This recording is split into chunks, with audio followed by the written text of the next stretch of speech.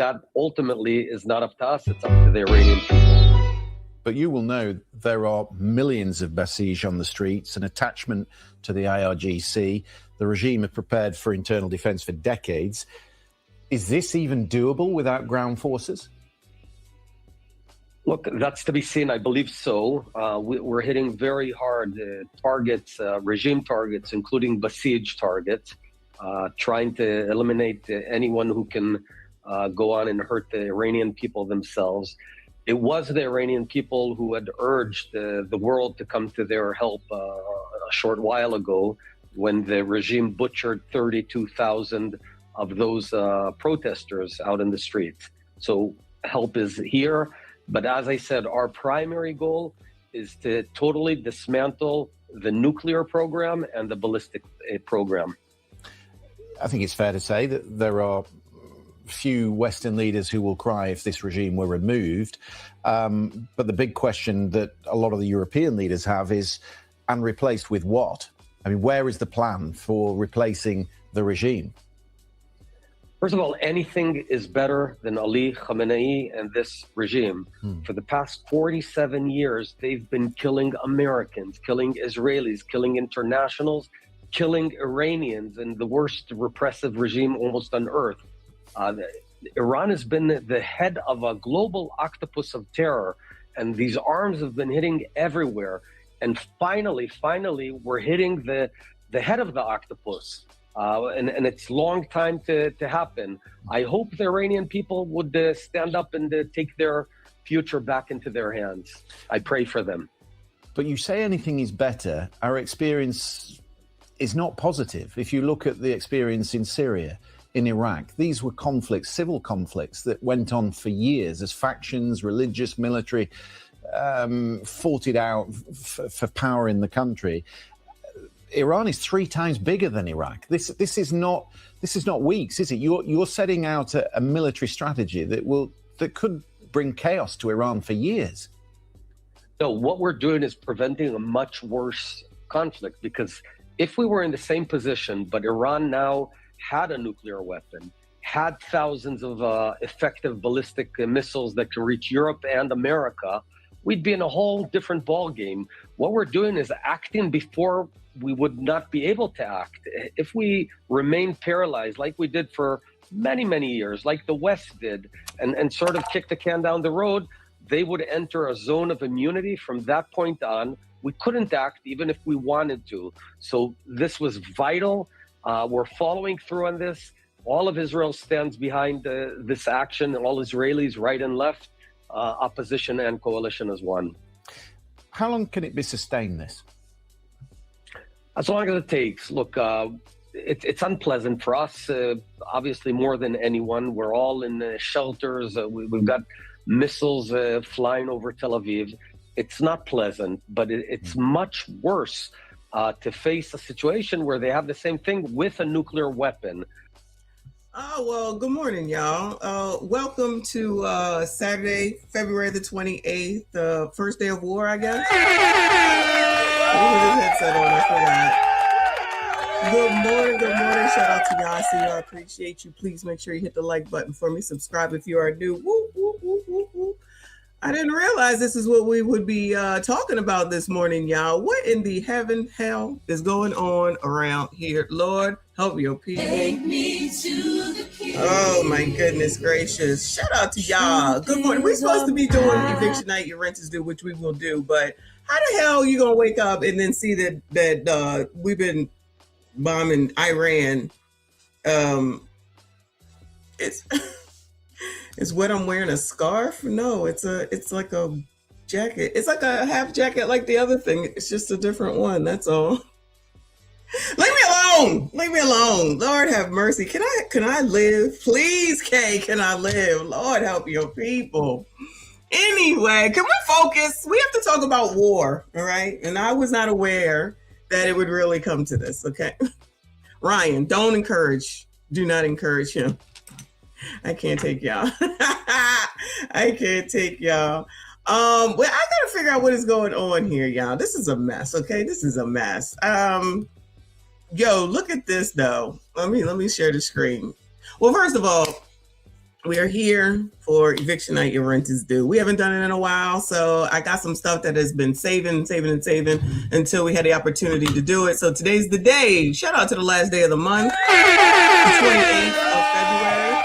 I think my boy's birthday is today. I gotta see. One of my gays' birthday is the 29th. So do they celebrate the 29th or the 1st?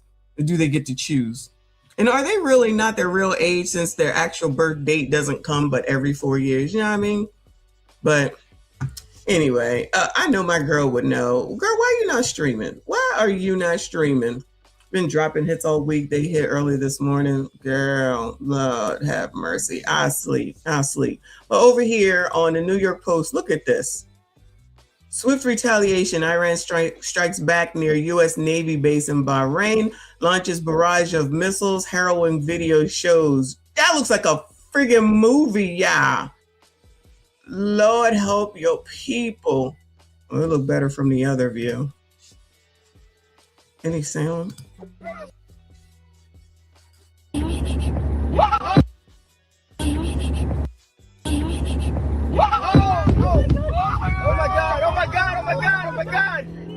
Okay. Can you imagine? I cannot imagine. That's crazy. Let me go back and see what the New York Post has, chat. All right. U.S. strikes Iran. U.S. Israel attack Iran. Live updates. I should go to the New York Post. Or the New York Times. The Operation Epic Fury in Iran targets Supreme Leader President. Saudi Arabia will aid Trump's attack. This is updated as of 10:28, so not even about 10 minutes ago. The U.S. and Israel launched airstrikes against Iran Saturday morning, with the initial attack near Supreme Leader Ayatollah Ali Khamenei's Tehran office. The airstrikes are a response to the regime's refusal to dismantle its nuclear program following weeks of talks, and as the U.S. increased its military presence in the Middle East after Trump warned Tehran there would be consequences if a deal was not reached. Israel later confirmed that the joint strikes targeted the supreme leader and Iran's President Masoud Pezeshkian. However you say his name. Dallas says that scary. Well, Biden already auto-enrolled everybody in the army. Did he? Oh, Lord help your people. I agree, MBD. I agree. What is going on here? Let's see.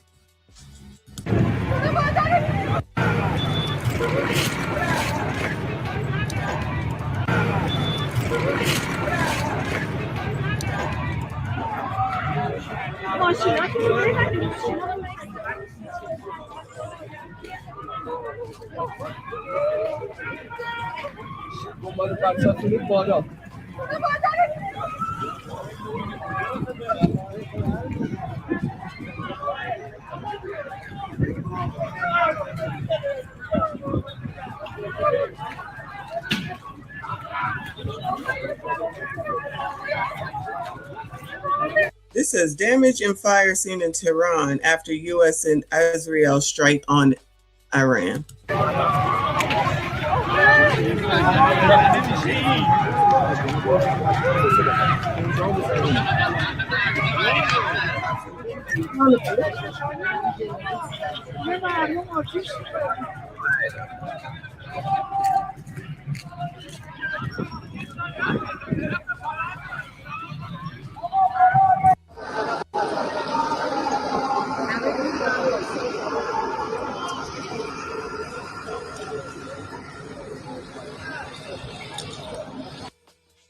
Lord help your people. What if there was a single suite of tools to... We don't want to see that. This is a mess. What else did I want to see? Macron calls Trump's attack on Iran dangerous. Well, it is a war, child. What are we talking about right now? European leaders expressed their unease with President Trump's attack on Iran, making it clear they took no part in it, and calling it dangerous for stability in the Middle East. In a joint statement of the heads of France, Germany, and the United Kingdom called for both sides to return to the negotiation table. Hopefully. We call for a resumption of negotiations and urge the Iranian leadership to seek a negotiated solution. Ultimately, the Iranian people must be allowed to determine their future, British Prime Minister Keir Starmer, French President Emmanuel Macron, and German Chancellor Friedrich Merz said. This is Emmanuel Macron. Okay, hey, boo. There's y'all's president. USA. There you go. He talked earlier. I can't do it. I can't listen to him. It's remedial. I can't do it.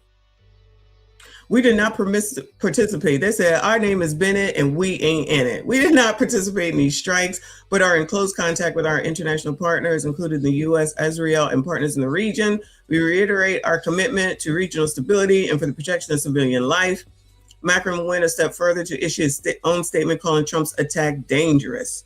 The ongoing escalation is dangerous for all, he said in a statement posted on social media. This is amazing. It must stop. The Iranian regime must understand that it now has no other option but to engage in good faith in negotiations to end its nuclear and ballistic programs, as well as its regional destabilization activities. This is absolutely necessary for the security of all in the Middle East. Can y'all imagine living like that? You know what I mean? Yeah, shit burning around you and bombs going off. I mean, we got some issues, but nothing like this. So there's what on Twitter.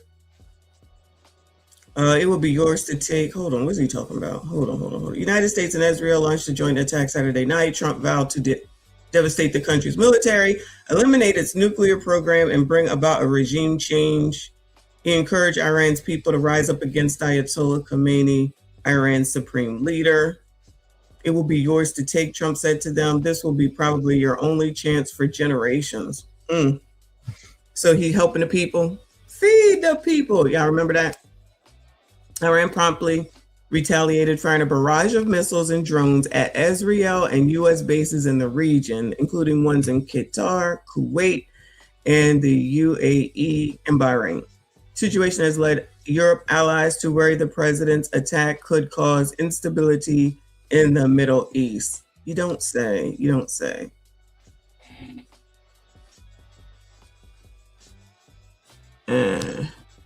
We do not want to see further escalation. Oh, Lord have mercy, into a wider regional conflict. Y'all think this will be resolved anytime soon? I thought Trump didn't want no more wars. I thought he said no wars. Shout out to Wayne Lundy in the building. Thank you so much for 5 memberships. I appreciate you. If you did catch a membership, please make sure you thank Wayne Lundy. Please and thank you. Y'all hit the like button for me. Subscribe if you are new. Shout out to all my channel members. I see you. I appreciate you.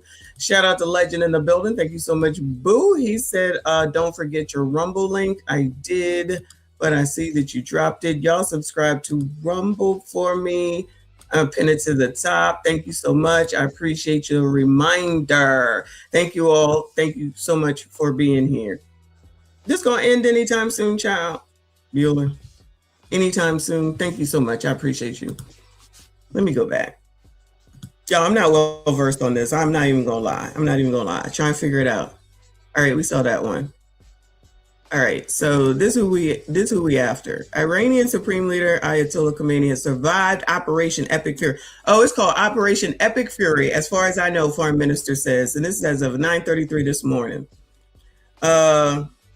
Iranian leader Ayatollah Khomeini has presumably survived Operation Epic Fury, according to the country's foreign minister. Khomeini is alive, as far as I know. Abbas Agachi told NBC News after the joint U.S.-Israel attack leveled numerous buildings at the leader's fortified compound. At least 2 Iranian commanders were deleted in the attack, but many senior officials had survived. He continued. There he is. Operation Epic Fury. Did y'all know that? They come up with some names, don't they? Epic Fury, child. Epic Fury. Oh no, Lord help your people. It is not clear if Khomeini was at the compound. All right. Well, I guess they didn't do as well on this one as they did with who was the one that just got taken out. He was with his side chick, and then what they did in Venezuela, where they got them, the man and the wife. I'm sure Trump is saying, "Oh, we did such a great job." Child, the man still alive or still not taken in. I guess you didn't do that great. But you know, he always does well no matter what. Anyway, so yeah. Good morning, y'all. Happy last day of the month. Happy last day of Black History Month, and welcome to war.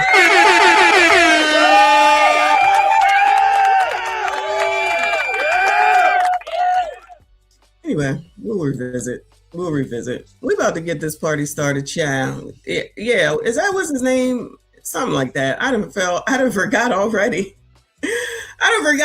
It's too much to keep up with, y'all. It's too much to keep up with. But what we gonna focus on at this point is freaking your rent is due, eviction night, because there's a lot going on. The good, bad, and the ugly. All right. Let's see what the people have been doing. Oh no, I gotta save that one till the end. Let's see what's going on around the United States at this point, at least up until now, the last 30 days. In the district, trash is piling up inside a DC apartment building. What is going on? In the district say they are forced to live amongst the garbage. The trash has been filling up for more than a month at their apartment complex in Northwest. Their frustration growing as the situation moves beyond just disgusting and now a health hazard. DC News Now's Daniel Hamburg joining us live in the Mount Vernon Triangle. And Daniel, did you get a chance to see just how bad the situation was over there? I did, Susan and Chris, and the closer you get to those trash rooms on each floor, the worse it smells. It is quite disgusting, and we're talking about all 12 floors of the building behind me having the same issue because the entire chute, it has been clogged. Now, as of 5 p.m. today, we're told that it has been unclogged on the trash side, but the recycling side, still clogged. It stinks so bad in here. This is the trash side, and this is the recycle side. That hasn't been empty in at least a month. On every floor of the Plaza West apartment building, it's the same problem. The smell is unbearable.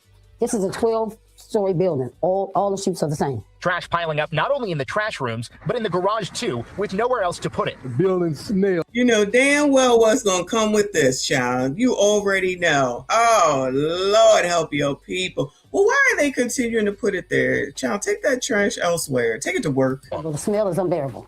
This is a 12-story building. All the chutes are the same. Trash piling up not only in the trash rooms, but in the garage too, with nowhere else to put it. The building smells is terrible. Every morning when I come out, there's rats running in and out the garage. Lisa Warren has taken matters into her own hands. I use my products to clean this trash room and our laundry room. They have a maintenance team, but the maintenance team don't clean up, and I'm being perfectly honest. Apartment management said in a statement they have been actively addressing the issue, and there was a delay in the pickup of the trash that they worked to remedy in a timely manner, while also accommodating weather-related delays. Tawana Cologne says the problem started before the last snowstorm. These grandparents in here, these older people here getting sick, because this is a health hazard, and Albany know they're going to charge these people rent for the month of February. Of course they're going to charge rent, and they better pay it, or they're going to be on the eviction list. You know what? Not only they talking about rats, you know there's more than rats there, right? You know they smell it. Can you imagine coming through and smelling, trash every day, every moment? It probably seeping into their houses or their apartments or whatever. And then if it's going up the whole 12-story building, then them vermins. Them vermins are in their apartments and shit. Shout out to Legend. Thank you so much, Boo. I appreciate you. He says, so Trump has went into 2 different countries to establish a puppet government under the cloak of free the people. Not to mention only Congress can declare war. Did I miss anything? I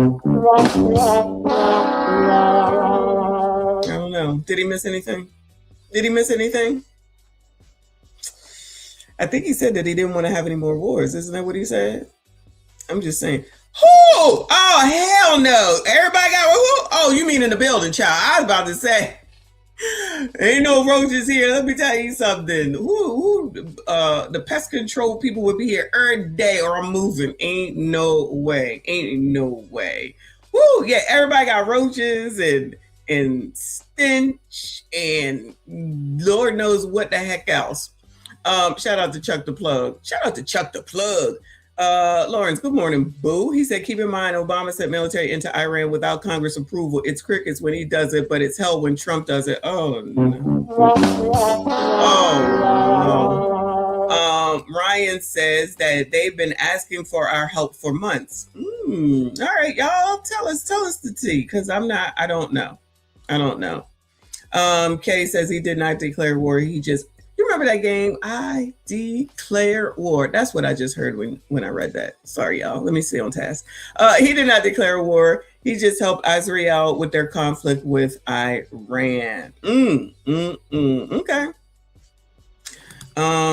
Jason said, we gangsta. We tell Venezuela and Iranians how it is. It's not personal, just business. You sound like Mino Brown in New Jack City. Shout out to Jason. I can tell you firsthand, keep in mind, there will be wars no matter who is in the Oval Office. I think that that's true as well. But shout out to y'all for the information. Come on, trash building. Related delays. Tawana Cologne says the problem started before the last snowstorm. These grandparents and these older people here getting sick because this is a health hazard. And Albany know they're going to charge these people rent for the month of February, which they should not have to pay. They were living under serious health hazard. Management tells me trash rooms were cleaned and sanitized Monday, and there will be additional trash pickup Tuesday. That's a bird. Meanwhile, neighbors tell me that they spent tonight trying to clean those trash rooms and sanitize those trash rooms. Good. They tell me that they believe this only happened today because the Department of Buildings says they're coming to inspect on Wednesday. We're live in Northwest. Daniel Hamburg. Oh, so they had to clean up before the inspectors got there. I cannot. Anyway, good luck to those people, child. Good luck to those people. I cannot imagine in any way, shape, or form. That's crazy. That's crazy. Oh, Lord. Squatters, y'all. This is Florida. Shout out to Florida. Shout out to Florida. Squatters take over Jacksonville apartment complex. The whole damn complex? What the? Jacksonville woman says squatters have taken over her West Side apartment complex, and the landlord isn't doing anything about it. Those apartments are on Wilson Boulevard and Cedar Hills. Action News Jax Madison Foglio is live across the street from the complex. Madison, the woman you spoke to, says she is scared to leave her house without her gun because of the squatters. Okay, gun. Let's go. And she told me she's the only one in her building that actually pays rent that lives there. Now, she's in the building behind the palm tree there. You can see there's two buildings right across from where I am. She tells me she's been complaining to the leasing office for over a year, but yet nothing seems to be getting done. I'm going to come over here. I'm going to be here tonight. This is a glimpse into what Karen Jennings says squatters have done to the units at the Wilson Boulevard apartment complex. I am not safe in my home. I am not safe. Jennings has been living at 6259 Wilson Boulevard. Mima said, I'm bringing the gat. Mima said, I'm bringing the gat. All right, you can go on some damn where. All right, you can go on. Rike, I hope I'm saying it right. Rike, Rike. They have been begging for our help as 45,000 Iranians were red-rummed in streets, shelters, and hospitals. This is in the last couple of months. All right, I believe y'all. Shout out to Grape Tea up in here. Come on, Mima. Boulevard since 2022. She says she first noticed the squatter staying at the complex in 2023. I've been experiencing a lot of men on the premises that don't stay here. And they're looking and watching, seeing when we leave and when we come home, and which I don't like because I live by myself. And also that when we throw trash in the trash can, they are in the trash can before you can get to the dumpster. This is where the squatters are broken and demolished the apartment. Karen gave us a tour of the building. You could see the windows are all boarded up and some of the doors are wide open. And even while we were there, don't come out here no more, baby. Don't come. I'm gonna call the police. Don't come out here no more. Just saw a squatter leaving one of the apartments while we were out here too. I reached out to the city to see if the property had any code enforcement citations. They sent me back an over 100-page document with every citation made for the property, noting that in 2025 alone, there were 32 code enforcement citations. From January 1st, 2025 through February 25th of this year, JSO has been called 6 times to this building for complaints about squatters, including a call from Karen this week. I had laid down and I woke up to the fire truck. Child, Mima, I'm gonna need you to leave. Mima, please. I mean, it's been a while though. You out there talking to the people. You're on TV letting everybody know that you're on your own. Mima, come on. Squatters had don't set the building on fire with me in my bed sleep. This building is now owned by Legacy Family Communities, LLC. It used to be owned by People's Choice Apartments, LLC. Karen sent numerous emails to the leasing office concerned about the squatters. Has the complex done anything about this? No, ma'am. I went to speak with Legacy Family Communities in person. I also sent them an email asking for a statement about the squatters. They told me no one was available to talk at that time. Karen says after the fire, JSO cleared out all of the squatters in the building, but she doesn't think she'll be without neighbors for long. They'll be back, baby. They will be back. Trust me, they'll be back. Keep the gat, y'all. Now, Karen tells me she's hoping to move out of the complex in the near future, but with all the moving expenses and just how expensive that can be, she's not quite sure when she can make that a reality. Oh, when Fox 30 should give her some damn money. Shout out to Mimo. Hopefully she can get on up out of that biatch sooner rather than later, especially now that she done been on TV telling the business, child. Moving on, child. Moving on. Let's go to California. It says Black San Franciscans reflect on home ownership. Oh no. Oh no. Drastically. Multicultural, but kind of sort of leave it to beaver. It was black and white. Now it's changed. That's my grow house right there. So I'm growing all my fruits and vegetables here.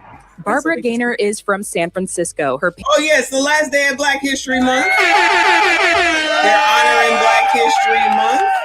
See what's going on over here. Parents moved to the city's OMI neighborhood in the 1950s. After graduating from San Francisco State in '84, Gaynor came back home and noticed something strange. She says people not from the neighborhood were taking a tour on what she describes as casino buses. And these people were actually on buses and pointing. So I said, well, Mom, with all these people coming in, one day I might not even be able to live here.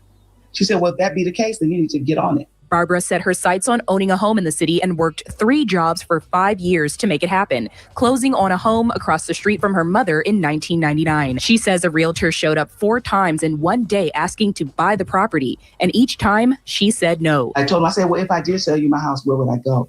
He said, you should go to Antioch because that's where your people go. At that point, my blood went from my toe all the way to my head. It wasn't nothing nice that I said to them. Oh, hell no. Shout out to racism and home ownership on eviction night. Your rent is due. They said, can you ask Antioch? Who the hell know about Antioch? I do not. Who knows about Antioch? I do not. I'm assuming lots of Black people over there. They say, you don't belong here. Gone. Times in one day asking to buy the property, and each time she said no. I told him, I said, well, if I did sell you my house, where would I go? He said, you should go to Antioch because that's where your people go. At that point, my blood went from my toe all the way to my head. It wasn't nothing nice that I said to them, but they never came back to my house anymore. Robert Lyons and his mother, Shirley Lyons, are longtime homeowners in San Francisco's Ingleside neighborhood. 10 years ago, Robert purchased his grandmother's home, keeping the property in the family. Been in that family since I was a kid, and I'm in my late 50s now. Robert says back in the day, his neighbors were mainly Black families, but now that's changed. Look at the furniture, y'all. This is definitely old school. I'm honestly surprised that there's no plastic on it. If y'all grew up with your grandparents like I did, plastic on the furniture. You know what else? Plastic on the floors. This crazy ass plastic that was on the damn carpet that you walked and you could hear your feet scraping against it. Sometimes there was plastic on the stairs going all the way up. Am I the only one? Is it just me? This furniture is so old school right now. My grandmother gave us, when we first moved out, her green furniture. I had sat on that green furniture my whole damn life. It still had the plastic on it when she gave it to us. It still had the plastic on it when she gave it to us. And we kept it on there because I didn't want to, be disrespectful. But after a while, I was like, child, this plastic got to come off. And it was so hard. It was probably better with the plastic on it. Oh, runners. That's exactly what it is. Plastic runners. Woo! That's 70s type stuff. 70s type stuff. My late 50s now. Robert says back in the day, his neighbors. Child, look at that shit. Oh my God, I swear we had that damn couch. Look at the lamp, y'all. This is so 70s. This is so 70s. Oh my goodness, the memories. Just like when we talked about the other day, the vans. Everybody had a van and what was going on in the vans or what they had inside the vans. Woo! Were mainly Black families, but now that's changed, and for many different reasons. According to Robert, economics played a major role. Some families were priced out, while others made the difficult choice to leave in search of affordability elsewhere. I never chose to leave. My father always told me, don't let anybody set a shade tree for you to sit under. Pick your own. Shirley Lyons is from Texas. She moved to San Francisco with her family when she was just 8 years old. When Shirley got married, she and her husband shared a clear goal to own a home. They achieved it in 1962. Owning land started before I was born. I had a grandfather, my dad's dad. He had 400 acres. The other he had 20 acres. Like Robert, Shirley, and Barbara say they've noticed realtors targeting Black homeowners. When are you selling your home? We want to make that neighborhood all this race. I don't see this as $1 million. Somebody is really coming out of their mouth and saying this shit. Somebody is really coming out of their mouth and saying this shit. What the hell? See, that's a roof over my head. Findings from the Bay Area Equity Atlas, a regional justice data project, shows that in 2000, San Francisco had 7,100 Black homeowners, with a homeownership rate of 29%. At the time, that was 6 points below the citywide rate of 35%. By 2024, the number dropped about 3,600 households. The Black homeownership rate fell to 22%, while the citywide rate rose to 38%. That means Black San Franciscans are 16% less likely to own a home compared to their neighbors. On KSFX, that's Stevie Wonder and Golden Lady, and I'm Larry Diggs. In 1975, Cron 4 News filmed a documentary titled The Fillmore Revisited. It was centered around the ongoing gentrification of the Fillmore neighborhood. There's a group called Earth, Wind, and Fire. At the time, a young Lawrence Diggs worked for several local radio stations in San Francisco. He lived in the Fillmore. We caught up with him nearly 5 decades later. He recalled disturbing memories of residents being pushed out. I remember there was a guy, he defended his house with a shotgun. Well, they started moving those people out. There was one guy who he wouldn't sell his jazz club. And if it was back then, there's a lot of racism. So they're trying to say that there's people actually coming like seriously right now saying that you don't belong here. You got to go over here because that's where the Black people are. And there's no outrage. Who's in this district? I feel like they kind of mixing it up.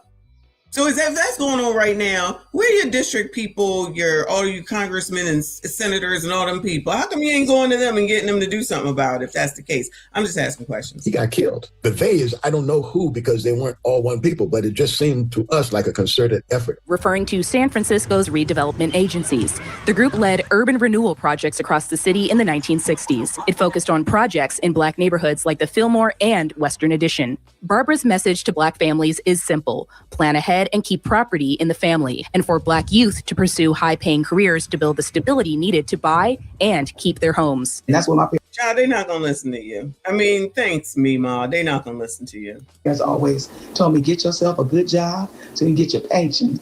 Not your pension, but your pension.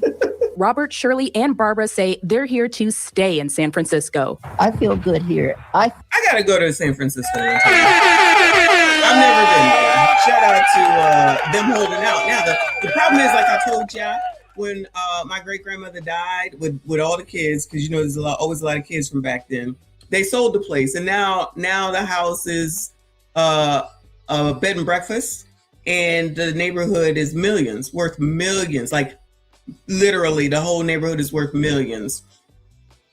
We don't keep shit. Shit get hard, and then it's like, yeah, we'll go ahead and sell. Or because no one can, in my opinion, this is just me, let me talk to myself, no one is going to pressure me into doing anything. You can't come knocking to my door and say, you should sell your house. You should get the fuck out of my face. You don't make that decision on whether or not I'm selling.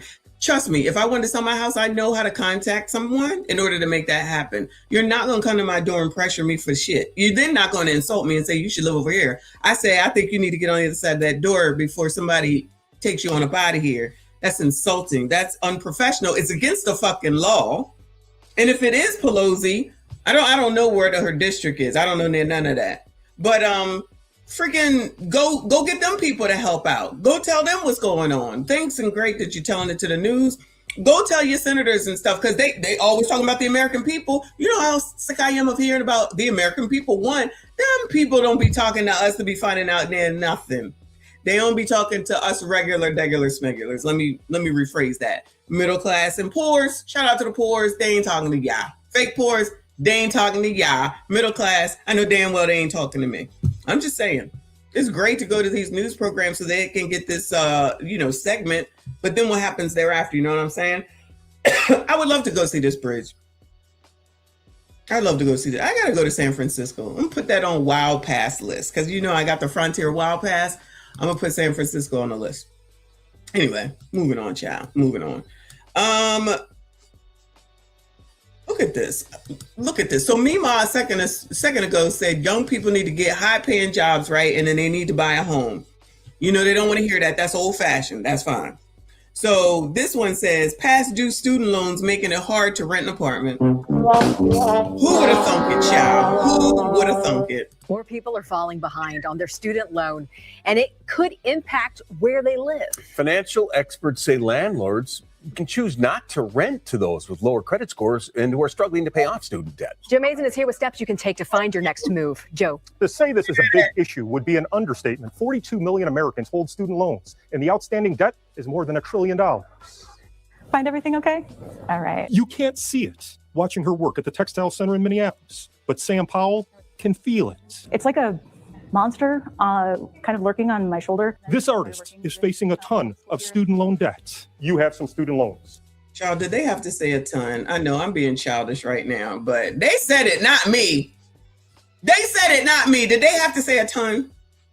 Anyway, go on, girl. But Sam Powell can feel it. It's like a monster kind of lurking on my shoulder. This artist is facing a ton of student loan debt. You have some student loans. I have quite a few student loans, yes. It's constant source of anxiety. She's concerned about finding her next place to live. I do have this incredible amount of debt. It has completely wiped out my credit score. And so if I were to sit down with a different landlord, I would not be a good candidate on paper. It may be more challenging to get approved for an apartment as more people are falling behind on their student loans. Yeah, it's definitely top of mind, and you can tell talking to people, they're worried about it because it is something that kind of hangs over your head. Minneapolis financial advisor Max Gifford says there are steps you can... Minneapolis, I didn't realize. Shout out to Minneapolis. They out there wilding. They letting this lady sit up here and have her credit be a mess, and she won't be able to rent an apartment because she ain't paying her student loans, allegedly. Take to improve your credit score and odds of getting a lease, like the government's income-driven repayment plan. The payments are different based off of income, family size, but it can be as low as $0 to $50 a month for lower income borrowers. He also says look for forgiveness opportunities. Lower income borrow, that would be you poors. The information we leering over here, poors. All right, listen, the man just said it. Don't say we don't be trying to help you out. Y'all just don't want to listen. If you're a teacher in healthcare, depending on where you work, there might be low incentives there. Finally, Max recommends seeking professional financial help to create a road to recovery. Forbearance just costs you a lot of money long term and also can really negatively impact your ability to secure a lease, buy a home. Sam is thankful she has a nice landlord. Thank you. Have a good one. But her friends facing the same student loan debt haven't been as lucky. One friend who was unable to find a place and had to couch surf for a while. This is a common issue with folks my age. Financial folks her age. What is she, a Z? What is she, a Z? Shout out to Reaper, I see you. Lil Penny says she too old not to know how interest on a loan works, especially since she allegedly went to she went to college. This what college do for ya. This is what I'm saying. Josh, she ain't young. Josh, she pushing 40, if not 45. I'm just saying. Talking this, ooh, you look a mess, sir. Talking this sugar on the AC. He look like some movie. He look like, oh my God, Laverne and Shirley. Lenny. He look like Lenny from Lenny and Squeaky. If you know that.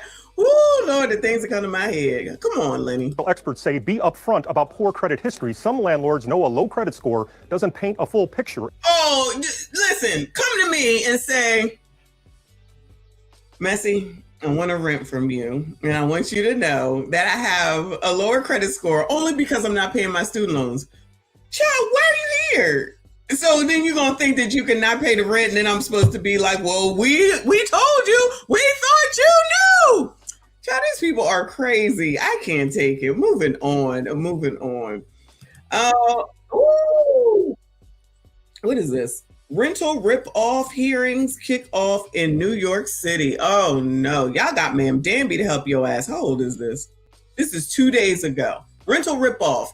Hearings kick off Thursday in New York City. Tomorrow, the mayor is holding the first of a series of rental rip-off hearings to help protect tenants. Nice. But one of the city's largest group of tenants says that they're being left out. 1 in 16 New Yorkers call NYCHA home, and they tell Lisa Rosner that NYCHA? You mean to tell me that NYCHA is still having problems? Ain't no way. Ain't no way. Rip-off hearings to help protect tenants. But one of the city's largest group of tenants says that they're being left out. 1 in 16 New Yorkers call NYCHA home, and they tell Lisa Rosner that they won't get a chance to speak to city leaders. Oh, no. But you let this run day and night? Sometimes. Running a stove for heat because of a malfunctioning radiator and living under a leaky ceiling are just some of the problems this 73-year-old cancer survivor has at NYCHA's Frederick Douglass houses. You never get a resolution. I feel like we keep hearing about Frederick Douglass. All these daggone complexes are named after famous Black people. Listen, you gotta do what you gotta do. It turns out however it turns out. But child, that's a little bit insulting. Are they gonna name one Jesse, rest in peace to Jesse Jackson? Are they gonna name one Jesse Jackson Apartments now? And NYCHA is gonna be in charge of it. And what do y'all think? Like, come on now, okay? Let me calm down. Ma'am Danby just got started, okay? So he just got started. We got to give him a moment, right? Right. But we already said, and we're going to be on the lookout. How y'all already think that he going to touch all these buildings and think that he going to go and fix all them things? That's just one damn apartment of many that we have seen, right? Shit caving in from the water. Basically, you would have to get everyone out in order to fix it. Where they going to put ya? They got empty ones that they're complaining that nobody's in them. Who the hell want to get in there? It's going to be shit once you get in there. Imagine if the elevators don't work. You got a rat problem in New York. With rats come roaches. Allegedly. I'm pretty sure they got a roach problem too. Mice.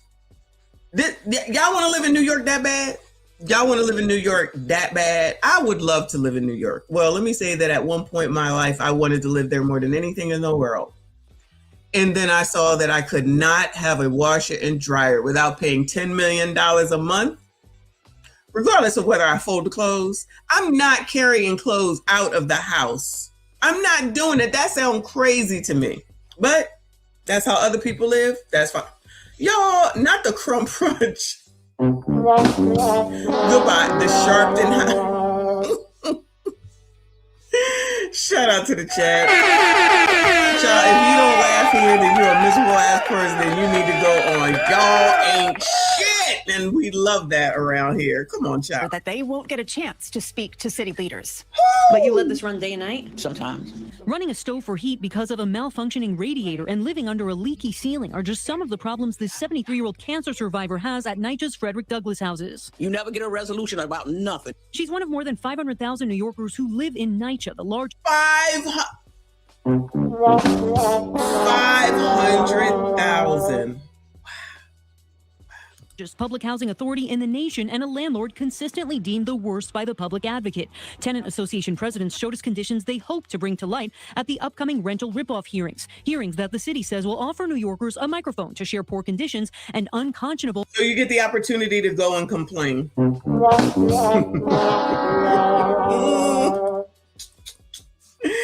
Oh, Lord. Umar Johnson School and Housing Initiative. I can't take y'all. So you get to go over there and you get to complain. Sounds like it's going to work to me. Business practices with city leaders. When you go to register for it, it asks you if you're a private renter or a public housing resident.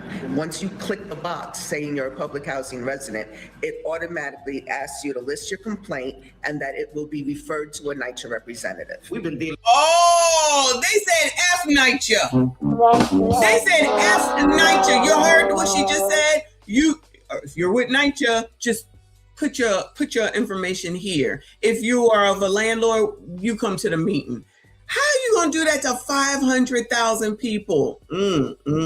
Sounds like another bait and switch yet again. Not that we didn't know, right? Conditions they hope to bring to light at the upcoming rental ripoff hearings that the city says will offer New Yorkers a microphone to share poor conditions and unconscionable business practices with city leaders. When you go to register for it, it asks you if you're a private renter or a public housing resident.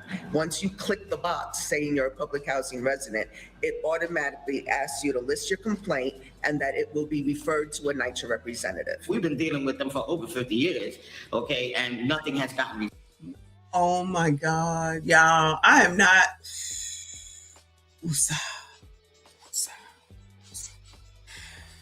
I hope she said 15. Not that that makes it better, but I believe she said we've been dealing with them for 50 years. 50 years. 50 years. NYCHA. Please have said 15. We're NYCHA representative. We've been dealing with them for over 50 years, okay? And what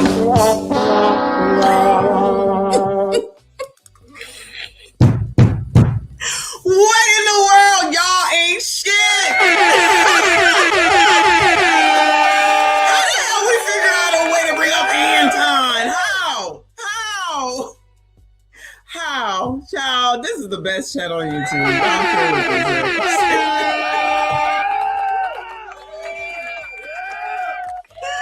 Oh my God. Look, child, let me get this picture. Y'all, I'm slipping. Let me get this picture. Hold on. Thumbnail. Hold on.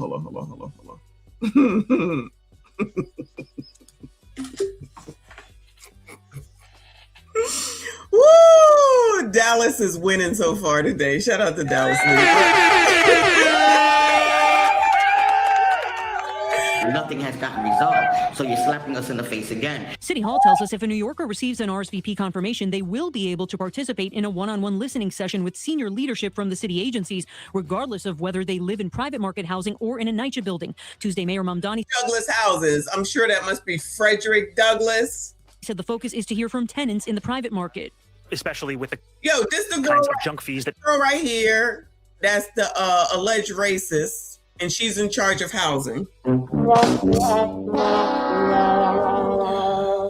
many of them have reported to the city, and the ways in which those experiences should inform city policy. Our residents are dying in these conditions, and they keep saying they don't have money. The website for the rental ripoff hearing says in the coming months, our administration will release a housing plan focused on improving housing quality for all New Yorkers, including those in public housing. The city is the landlord for NYCHA. He has the most power. He appoints the leadership of NYCHA. He's responsible for NYCHA. Thank you, Mima. Thank you, Mima. Exactly.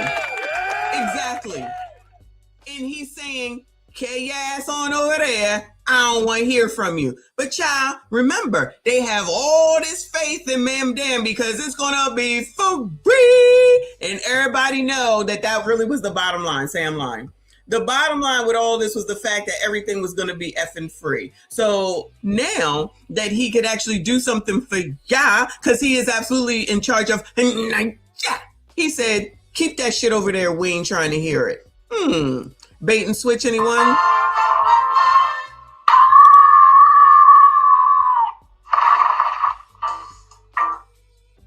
Because y'all like free stuff? We like free stuff. So we came out here to get all this free stuff. But then the call saying, you can't get the free stuff. What? Because the people want to take it. And how y'all going to take some stuff that ain't even yours? It's free.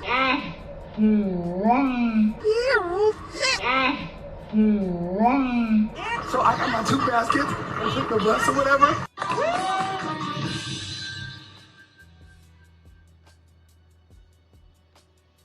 Wait a damn minute. We get down here, we get some free stuff.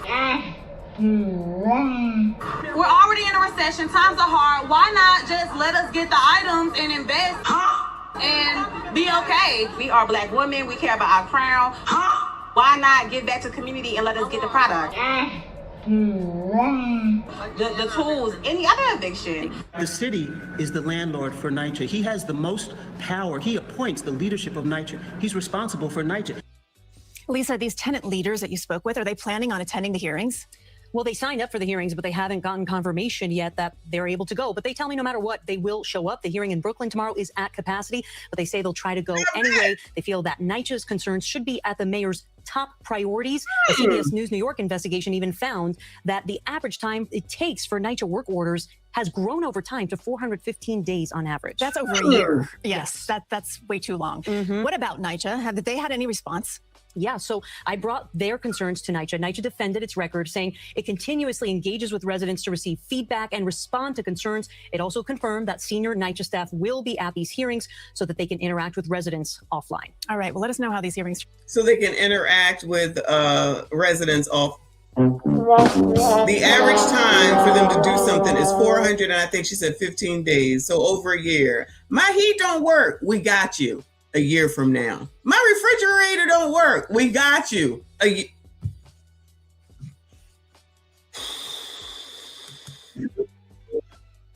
Good luck with Ma'am Danby. I guess this is in I get what you get what you voted for. Bringing Trump back up, child.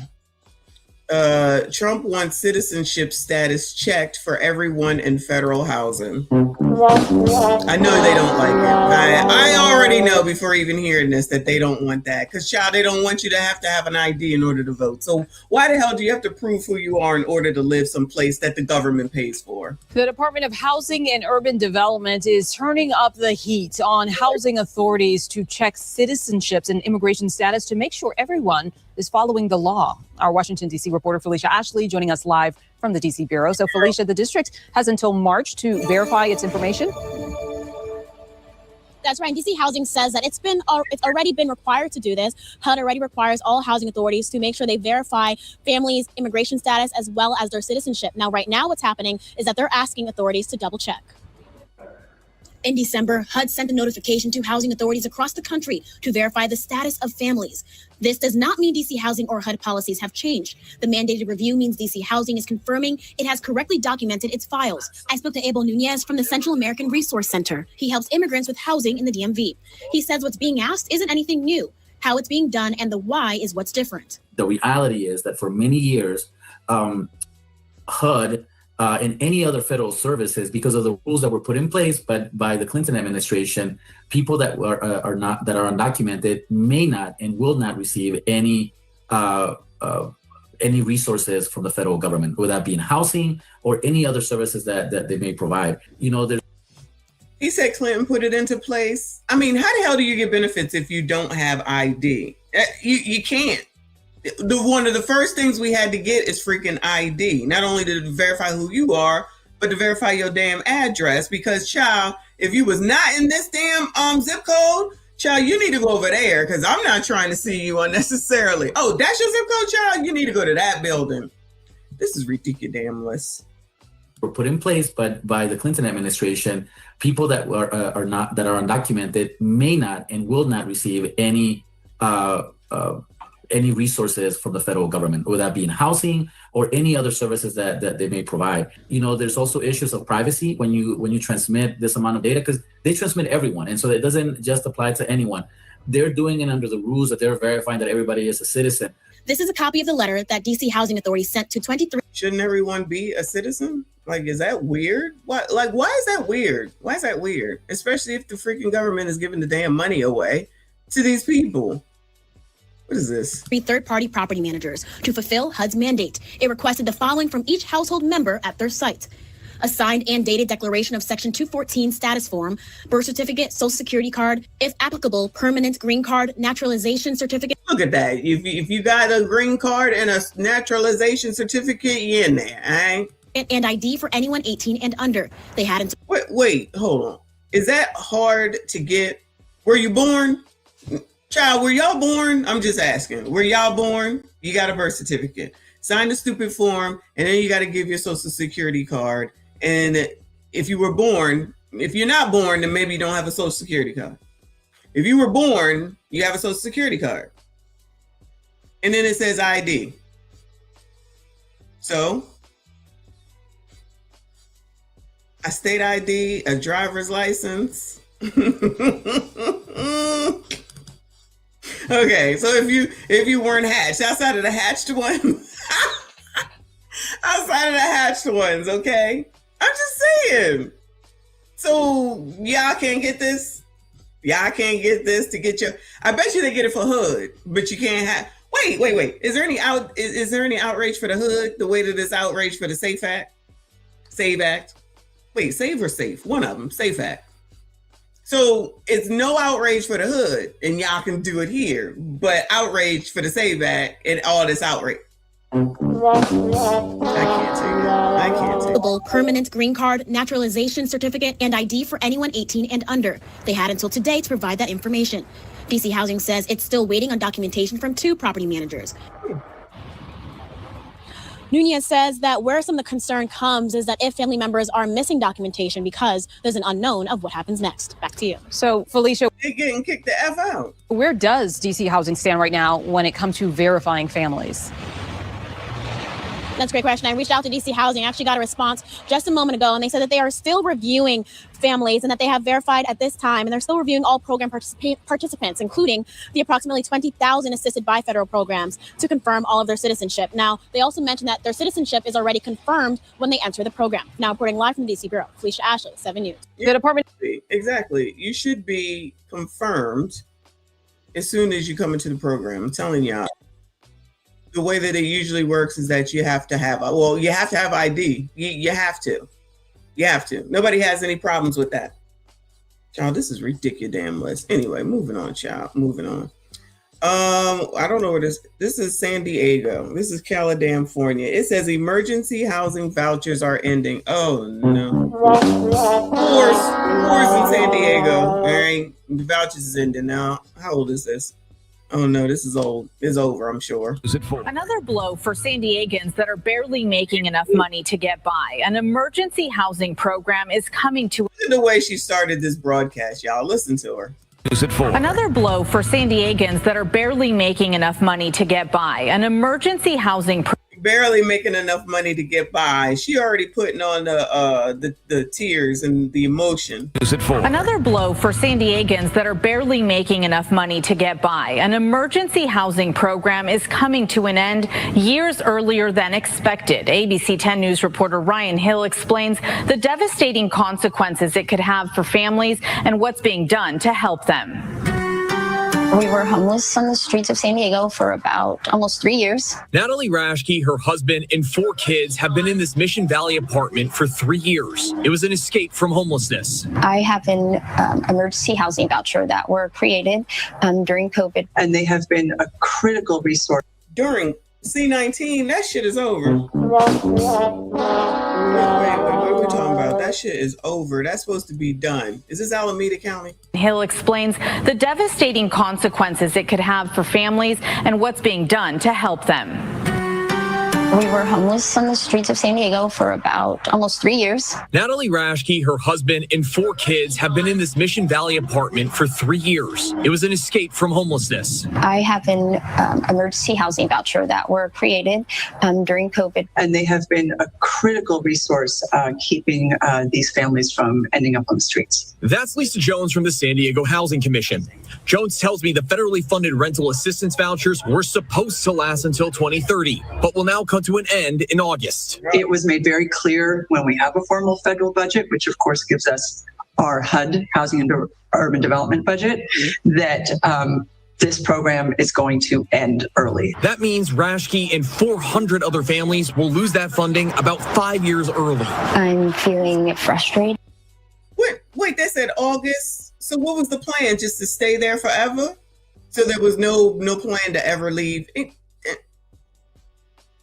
Overwhelmed. It's like living in bizarro world. It's a constant back to waiting on the edge.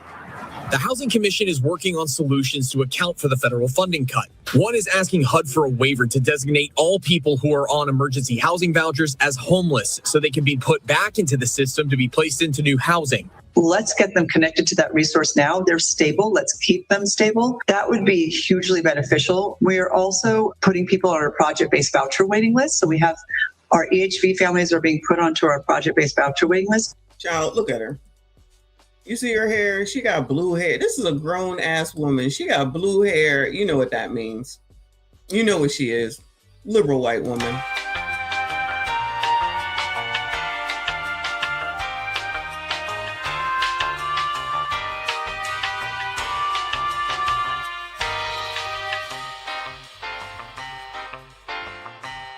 What kind of shit is that? Voucher waiting list. So we have Our EHV families are being put onto our project-based voucher waiting list. The Housing Commission says it'll continue to help these families pay their rent until funding runs out and keep them connected to resources after the rental help ends. That's little comfort for people who will be impacted. You don't breathe at first because you have all that anxiety of, is it going to be taken away? Ryan Hill, ABC 10 News. What a way to live. Poor's in San Francisco, or what was that? San Diego. Good luck to y'all. All right. Good luck to you. Moving on. Let's go here. I've been saving this story for a while, y'all. I think we've seen some of it before. She was a school counselor for a decade. Now her family of 5 is homeless. Until it happens to them, everybody just tends to think, oh, that'll never happen to me. But all it takes, a couple of medical conditions happen at the same time and a couple of months off of work without disability. And time is quickly passing, and before you know it, it's like you've lost everything. I got my bachelor's degree. I got my master's. I'm a licensed counselor. And I've been doing it for a decade. And I went from being on food stamps and Medicaid to making over $60,000 a year. And now I went not only back to where I started. Hold on. You got a bachelor's and a master's, casters and a pastor's, and you got $60,000. I'm not trying to be rude, y'all. What the hell is this on my shirt? I got lint. Sorry, y'all. You got $60,000 after a Castro, a Pastro, a Mastro, a MBA, a A, B, C, D, E, F, and G. I wonder what her student loans look like. No shade. If she has them, allegedly. And you know what? Ain't I the one that be saying like, all these people want to have these kids by yourselves, and God forbid there is a medical condition, because people don't be thinking ahead. There could always, unfortunately, prayerfully not, be a medical issue, especially for a kid, that you then have to contend with. How you gonna do that by yourself? Why would you want to do that by yourself? Child, maybe it's just me. Dallas is on a roll. Hold on. I missed it. Gender studies. Yeah, what are the degrees in? Masters, casters, ABCD, PDF, child, and $60,000. Yeah, you can get $60,000 without a degree. I'm just saying. Decade. And I went from being on food stamps and Medicaid to making over $60,000 a year. And now I went not only back to where I started, but I went back to beyond. I've never been in this position before.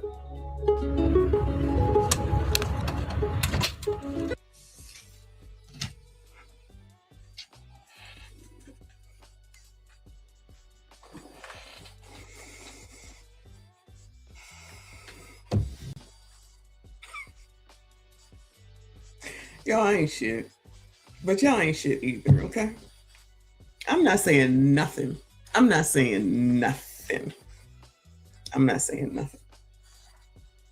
even shutting it down. Okay? We're just gonna watch and learn. We're just gonna watch and leer. Okay? We're just gonna watch and leer. Hopefully someone can learn something from this. Okay? We'll just leave it at that. I went not only back to where I started, but I went back to beyond. I've never been in this position before.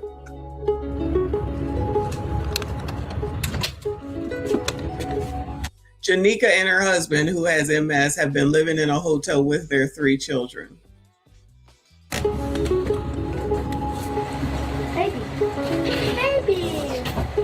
I got you last night. It started what would have been my 3rd pregnancy in 23, and I was high risk. I started getting sick really quickly, and I was dealing with a lot of anxiety and depression at work, and I was out on medical leave, and it was unpaid for the majority of the time. My 9-year-old was having uncontrolled seizures. Our oldest daughter, she's now 15, she was having a lot of depressive episodes. I lost the 3rd pregnancy. And then I returned to work towards the fall of 23, but we got evicted. They let us come back. We tried to get, caught back up, But then I became pregnant. Wait, the evictor allowed you to come back? Hold, this is a story, y'all. Let's pay attention. Pores, are you listening, Pores? Okay, I'll be trying. First of all, let me just say that somebody might need to time out Dallas, okay? Someone might need to time out Dallas, because I gotta pay attention and I can't be laughing and forgetting where the hell I am because she wilding today. She is absolutely winning today in the chat, y'all. All right. Good morning, Trinidad. Thank you so much, boo. I appreciate you. He said, ain't gonna be no buildings to pay rent in if these MFers keep playing with missiles and ish. Oh, I mean, good morning, MSG General Salute. And MSDs. How you gonna forget us? What the hell? How you coming in here? You ain't even gonna say good morning to me. I am the hostess. That's what I'm talking about. Amazing. These MSGs, they ain't shit. They ain't shit. I can't. Anyway. Live from New York. Can you go talk to Ma'am Danby, please? Okay? Because he's not doing anything about NYCHA. When he's in charge of NYCHA. And the people at NYCHA have a problem with it. And so do I. So I'm gonna need you to go over there and talk to that mayor. All right? Thank you, boo. He said high risk with kids and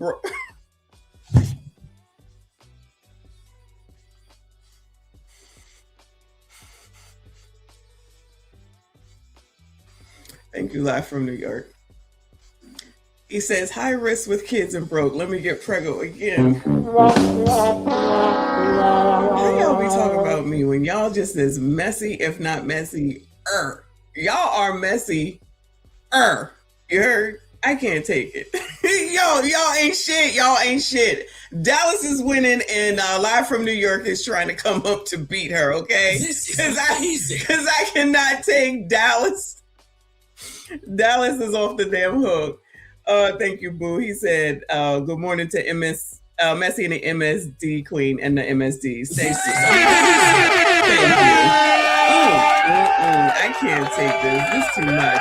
Good morning, A Tribe Called Harris in the building. I appreciate you. I see you. He says, who's selling food stands? Good day, Messy. We ain't even gotten to no food stands. We try and get the housing under control. We try to figure out where people can live, can't live, and who's equally yoked. Clearly, that's on the list today. But thank you so much. I appreciate you. Shout out to all of y'all in here having, Shout out to the last day of Black History Month. Shout out to all of y'all. The chat is off the hook today. I appreciate you. Everybody hit the like button, subscribe if you are new. Can we lear something now? Yeah. Can we lear something now? Okay. Leave, and it was unpaid for the majority of the time. My 9-year-old was having uncontrolled seizures. Our oldest daughter, she's now 15, she was having a lot of depressive episodes. I lost the third pregnancy, and then I returned to work towards the fall of 23, but we got evicted. They let us come back. We tried to get caught back up. But then I became pregnant in beginning of 24. It just happened, yeah. Okay, it just happened. All right. Sheesh. And it was another high risk pregnancy. By that time, my husband had lost his delivery job. I was out again on unpaid medical leave. Wait. So what was he delivering? DoorDash, Uber Eats? Well, what was he delivering since you had the Castros, Mastros, Pastros, ABCD, MBA, BA, and all that stuff? I'm just asking. Eviction process has started again. And it's like some places and some people will try. Joe, what is she doing? Is she a dentist too? I want to know what all the MBAs and the ABCs is in though. I really would like to know. We doing dental work? What's going on? And it's like some places and some people will treat you like a criminal. I know I've gotten into it. You need help, but you're criminalized. I feel like if everybody was more open about stuff, then maybe that would open the doors for more help. But a lot of people just suffer in silence, and so it's downsized how much people really need help. Okay, baby. The Salvation Army, the Center of Hope, that takes women and children. I think they only have 300 so spaces available. So we've been We've been homeless now since last September. Jonica and her family are currently in their second year of homelessness. Is that baby a girl? I don't think it matters. I'm not even gonna say nothing. I ain't gonna say nothing. Shout out to Paul Revere in the building. I appreciate you, boo. How was the game? He said, enjoying this foolishness during my drive back to Georgia. I've already had it with all of y'all.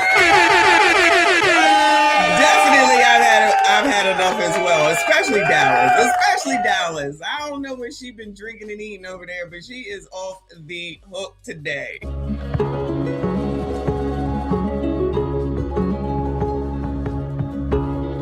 All they want is a return to normality. I've hit rock bottom. I want to be back in the school. I want to be back making the... Girl, what? Okay, I'm about to shut this shit down. What is going to school? This is the time you can go to school and go for free because you ain't got shit. Did you know that if you want to go ahead and if you have the grades and you apply to school and you ain't got no money, that means that you're probably in a position where they're going to give you grants so you ain't got to pay? Girl, go now. Go now.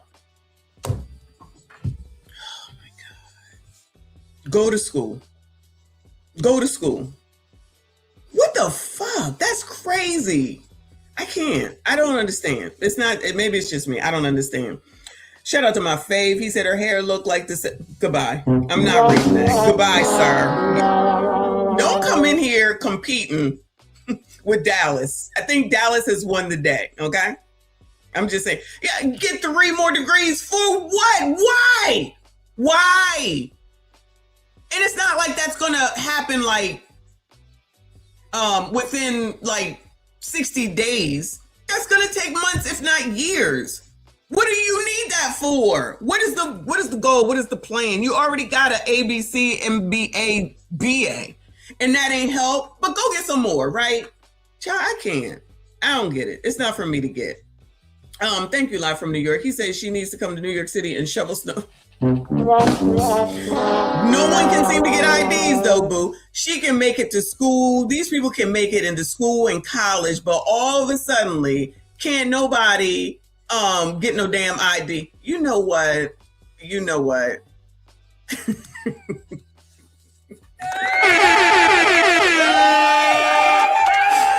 Oh my God.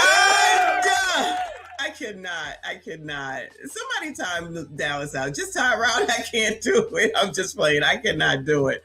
Handsome hustler, Kevin Samuel said. Kevin Samuel was right again.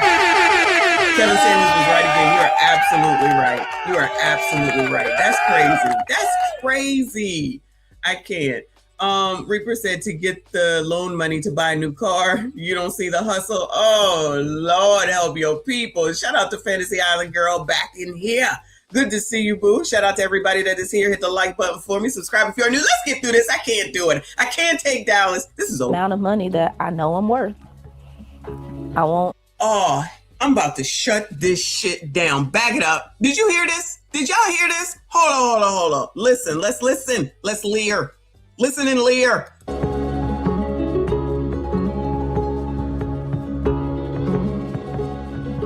I've hit rock bottom. I want to be back in the school. I want to be back making the amount of money that I know I'm worth. I'm about to shut this shit down. I am about to shut this shit down. Wow. Y'all, this is really a thing. This is really a thing. Wow. Wow. She said that she made a little over 60,000 with all those degrees. Is that a lot of money, y'all? Let me speak to what I just said. I'm not saying that that's not good money, okay? But if you have a ABCD, MBA, child, whatever the fuck she said, she got 2 degrees. She got 2 degrees, okay?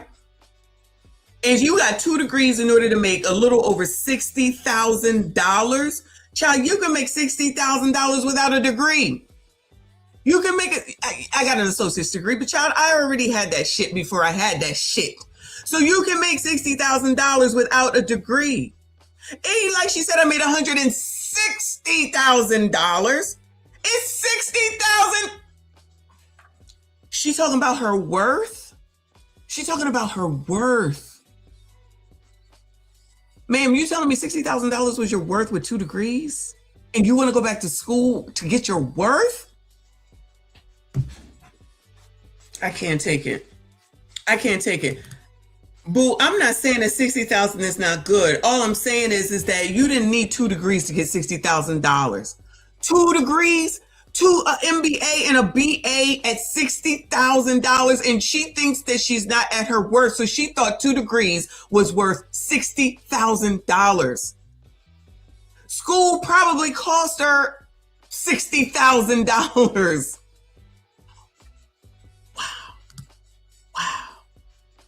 Wow. Rest in peace to Kevin Samuels. It's like a mental illness or something. Y'all, what are we talking about right now? What is her husband doing? Listen, no shade. No shade. What is he doing? He's delivering. What are you delivering, sir? What are you delivering that you can't deliver? So now he lost his delivering. You the one that got the degrees and shit. I don't know, y'all. It's me. I know I'm wrong. I'm sorry. Paul Revere, I appreciate you. He said before you shut it down, the game was a lot of fun. Nice. Rockets came to get the W. I think that's what the crowd wanted. First time sitting courtside. Okay, now you can shut it down. Did you meet any Instagram baddies? Did you get any Instagram baddies numbers? Some OF people or anything like that? Because they be sitting courtside, child. If it's not courtside, it ain't no side. I ain't even ever been courtside. Child, look at that. I think Paul Revere is available. Allegedly. Let me stop. I want my girls to have stability at least. The Port of San Diego. Shit, that's how. My bad, y'all. My bad. All right. Mofos better not be late with my Amazon package. Child, Amazon is wilding lately. I ain't even gonna get into them. I get into them on another show. Let me see what else we got. Oh Lord. All right. Here on in Maryland on Fox, it says Maryland condo residents forced out of homes as homeless take over. So the homeless get to take over. Okay. So a wild story here. Condo residents in Maryland have been without heat, water, or power for months now. And now they're being forced out and have a new fear that their homes might be taken over by the homeless. Alexandria Hoff is joining us live in Hyattsville. Child, once I leave, it ain't mine anyway. How do you not have power? That has nothing to do with the landlord. That has to do with the electric company. Child.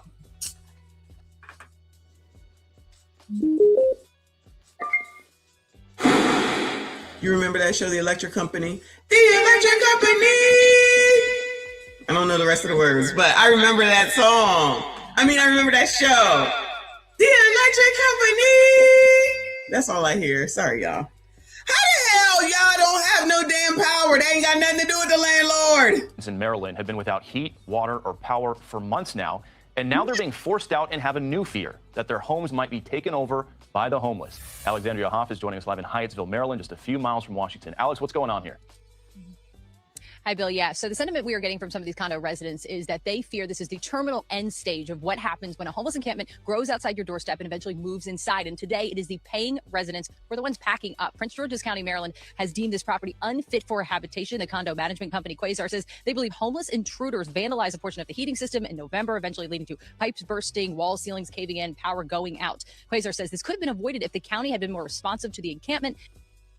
What am I missing? Hold on, boo. Child, what? So the homeless people did this? Hold on, child. Prince George's County, Maryland has deemed this property unfit for habitation. The condo management company Quasar says they believe homeless intruders vandalized a portion of the heating system in November, eventually leading to pipes bursting, wall ceilings caving in, power going out. Quasar says this could have been avoided if the county had been more responsive to the encampment and open air drug market. Condo residents of certain buildings have been ordered to vacate by tomorrow. Once they do that, and this encampment comes in and they occupy the property and nobody's doing anything about that. So they're basically giving this property to the encampment behind us. So resident owners are most concerned about where they go from here, but some feel that county services being provided to this homeless encampment only made things go downhill faster. They're smoking crack in here, using the bathroom in our hallways, in our laundry facilities, sleeping in the laundry facilities, sleeping on the steps. I mean, basically making this their home. It's not. Oh, so there's men here, y'all. There's another one.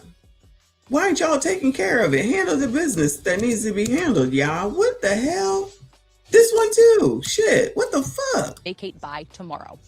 Once they do that, then this encampment comes in and they occupy the property, and nobody's doing anything about that. So they're basically giving this property to the encampment behind us. So resident owners are most concerned about where they go from here, but some feel that county services being provided to this homeless encampment only made things go downhill faster. They're smoking crack in here, using the bathroom in our hallways, in our laundry facilities, sleeping in the laundry facilities, sleeping on the steps. I mean, basically making this their home. It's not my home anymore. It is not my home.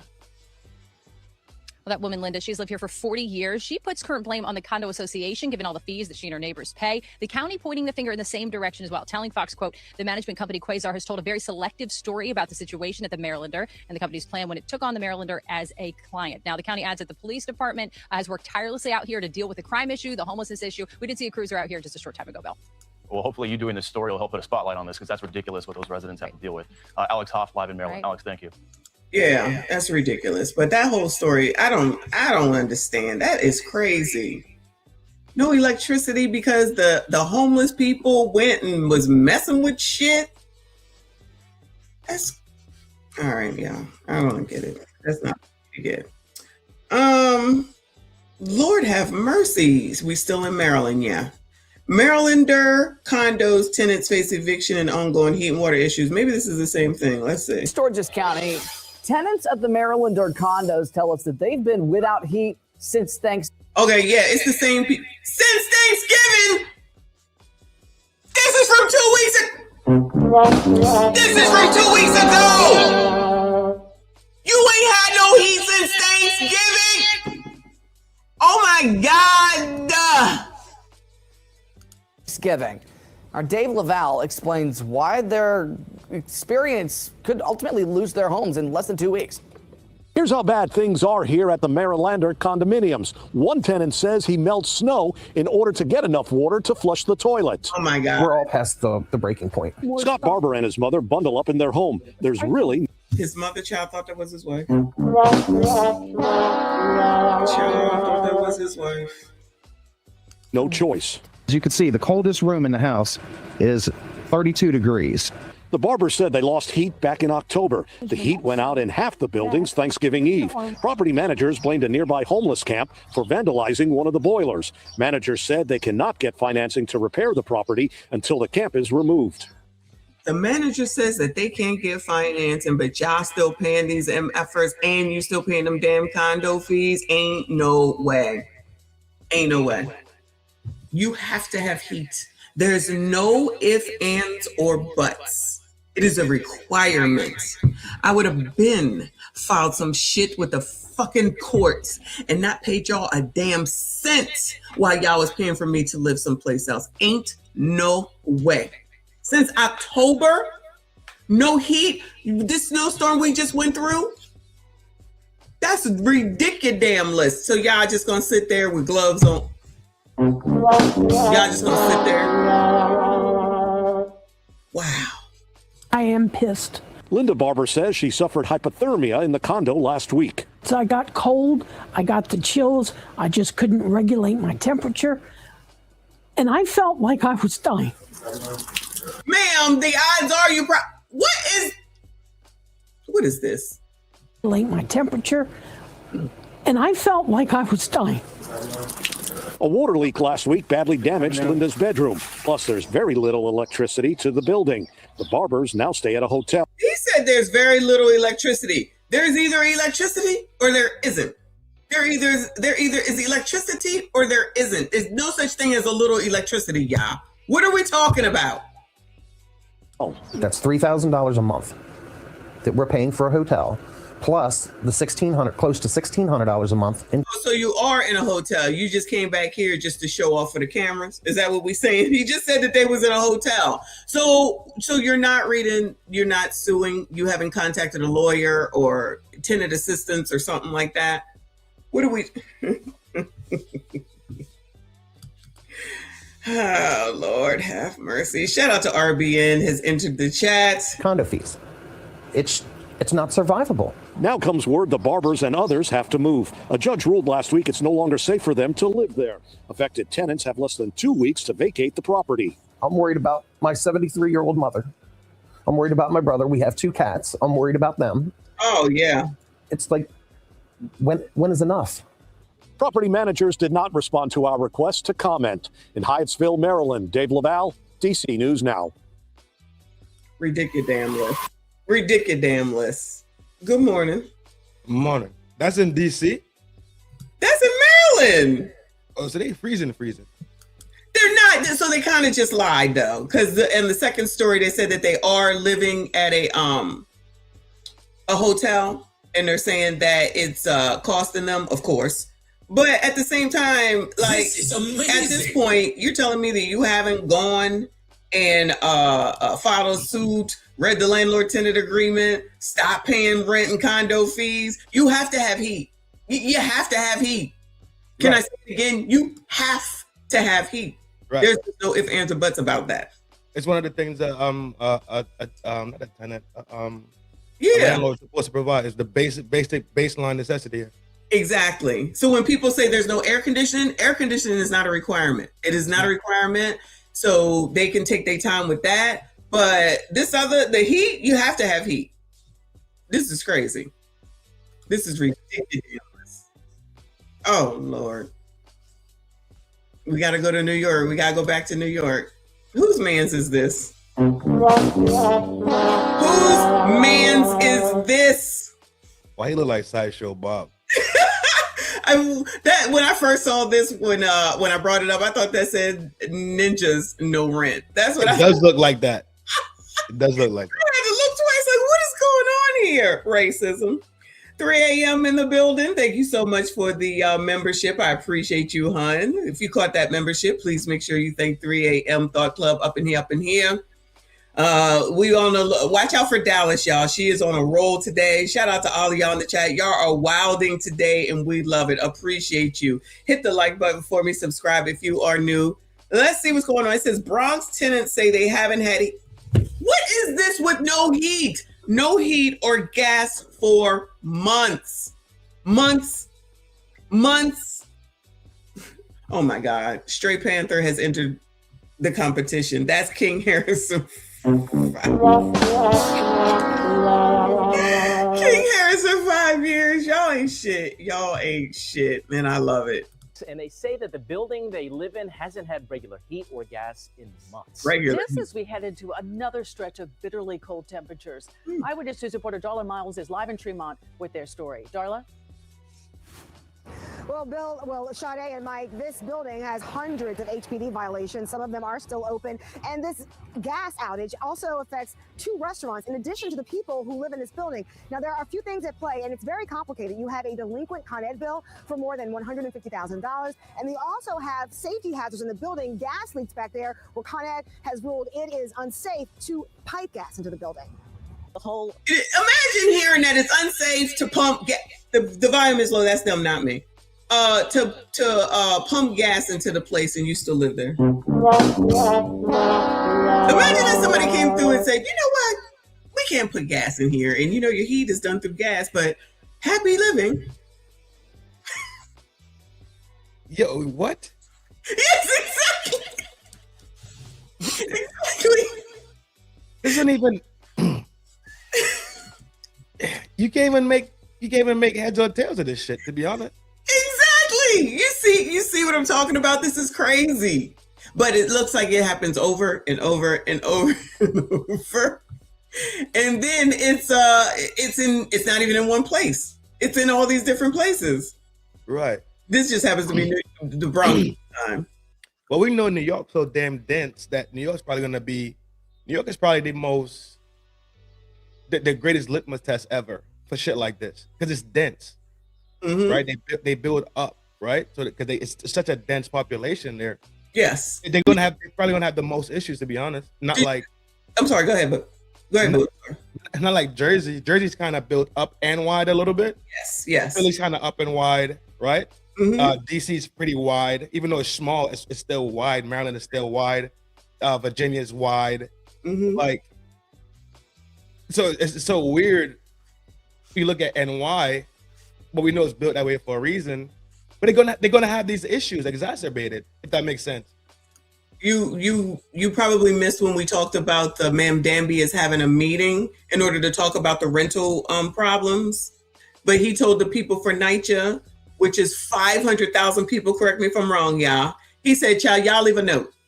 Everybody else, you can come to the meeting and we can talk about what the problems are. It takes over a year to get something resolved when you call it in for NYCHA. And so now they mad. That's what y'all voted for.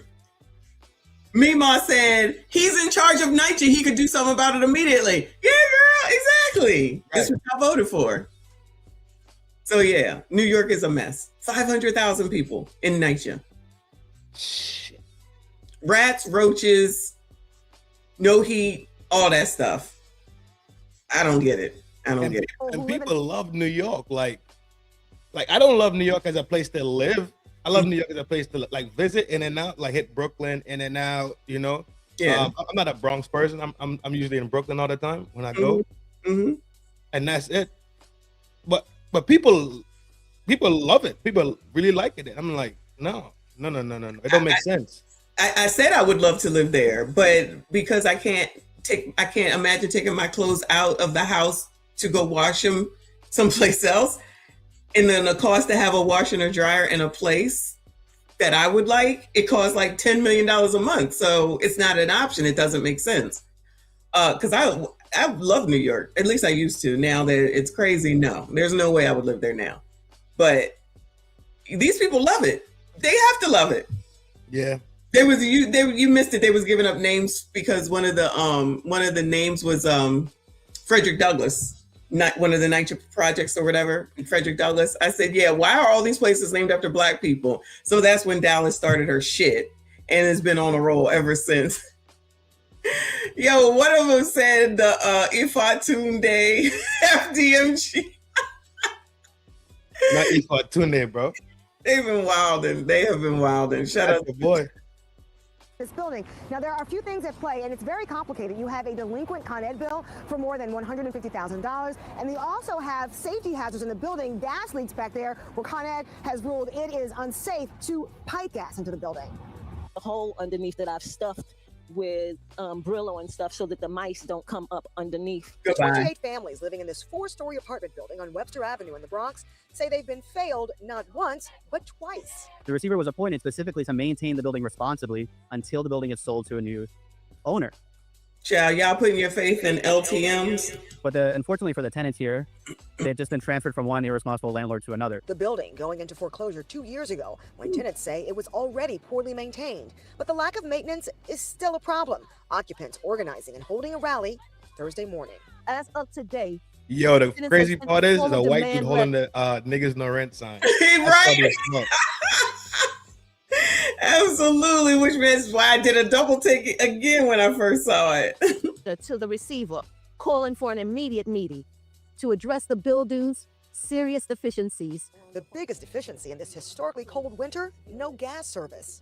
And my Con Ed bill is sky high now because I'm using everything electrical. Waring having to buy space heaters for every single room in her apartment. Cooking using a hot plate. The floor is extremely unlevel. Not to mention the cracks in the ceilings and walls. I want people to know that this is unacceptable in New York, the biggest city in the world, that we have all of. That's kind of the reason why it's that way.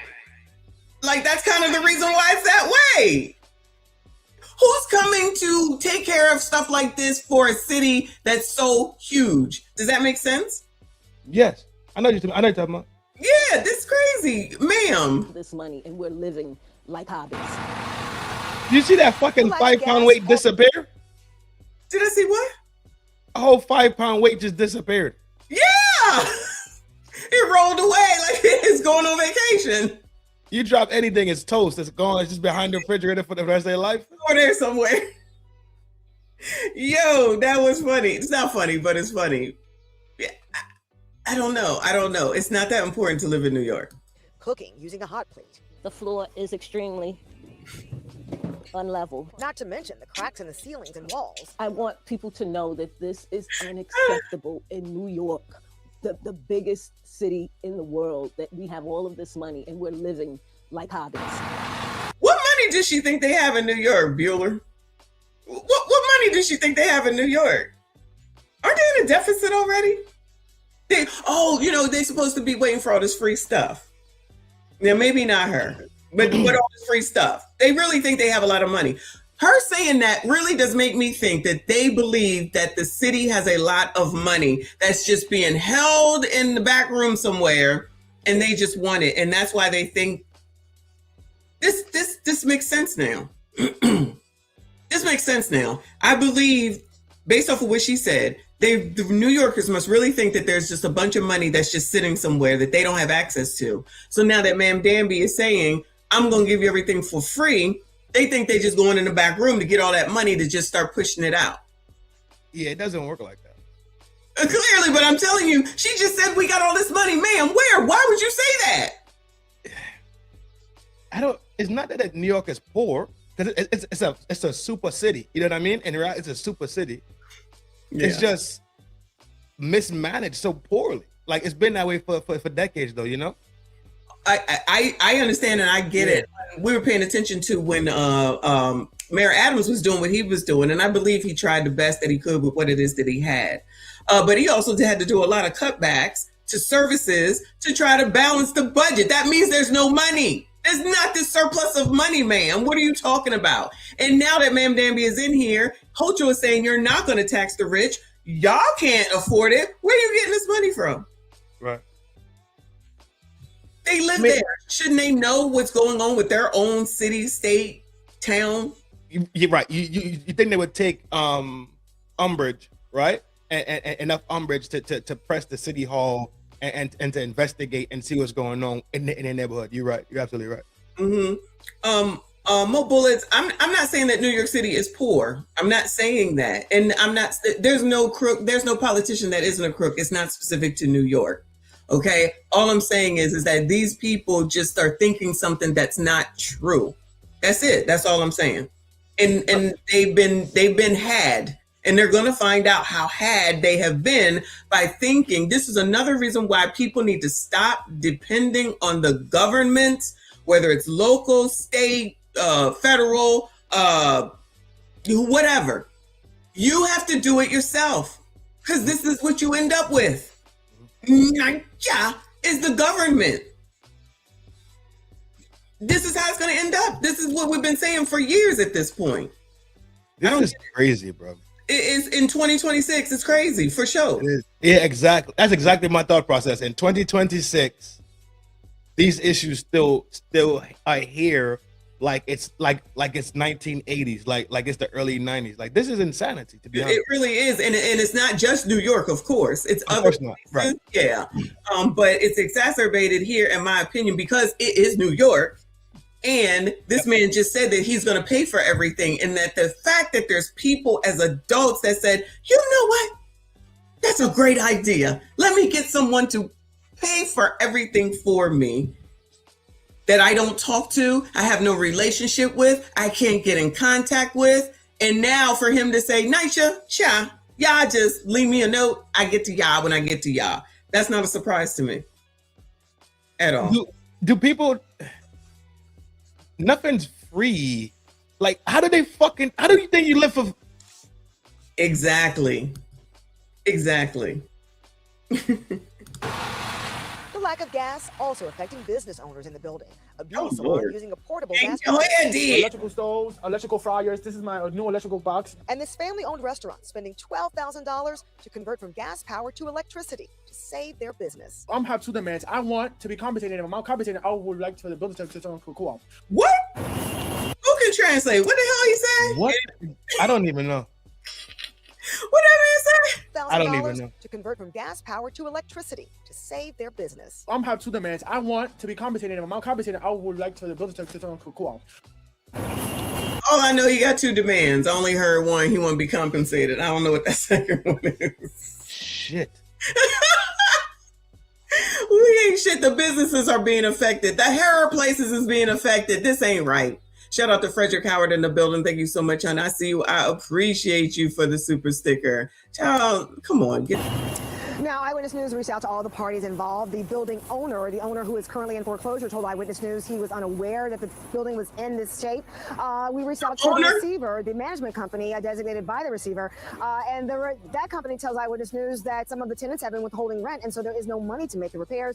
Ultimately, we spoke with HPD, who said they will be escalating this enforcement of this building to make sure they hold the landlord accountable and to address these serious conditions. Reporting live in the tree. Shout out to them who are withholding rent. I think the rules on that.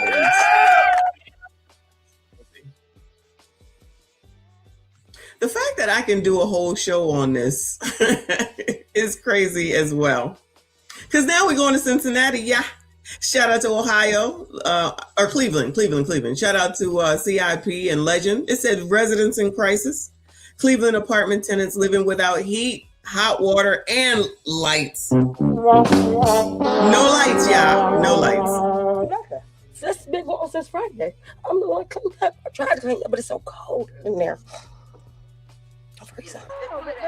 Also tonight, frustrated residents at an apartment building in Cleveland say they've been living in deplorable conditions with no heat, no hot water, and no lights for some time. They tell us management won't fix the problems, and they're calling on city leaders to help. Our CEO New Yorker has been digging through this and joined us here in the studio with what she's learned. See you, good evening.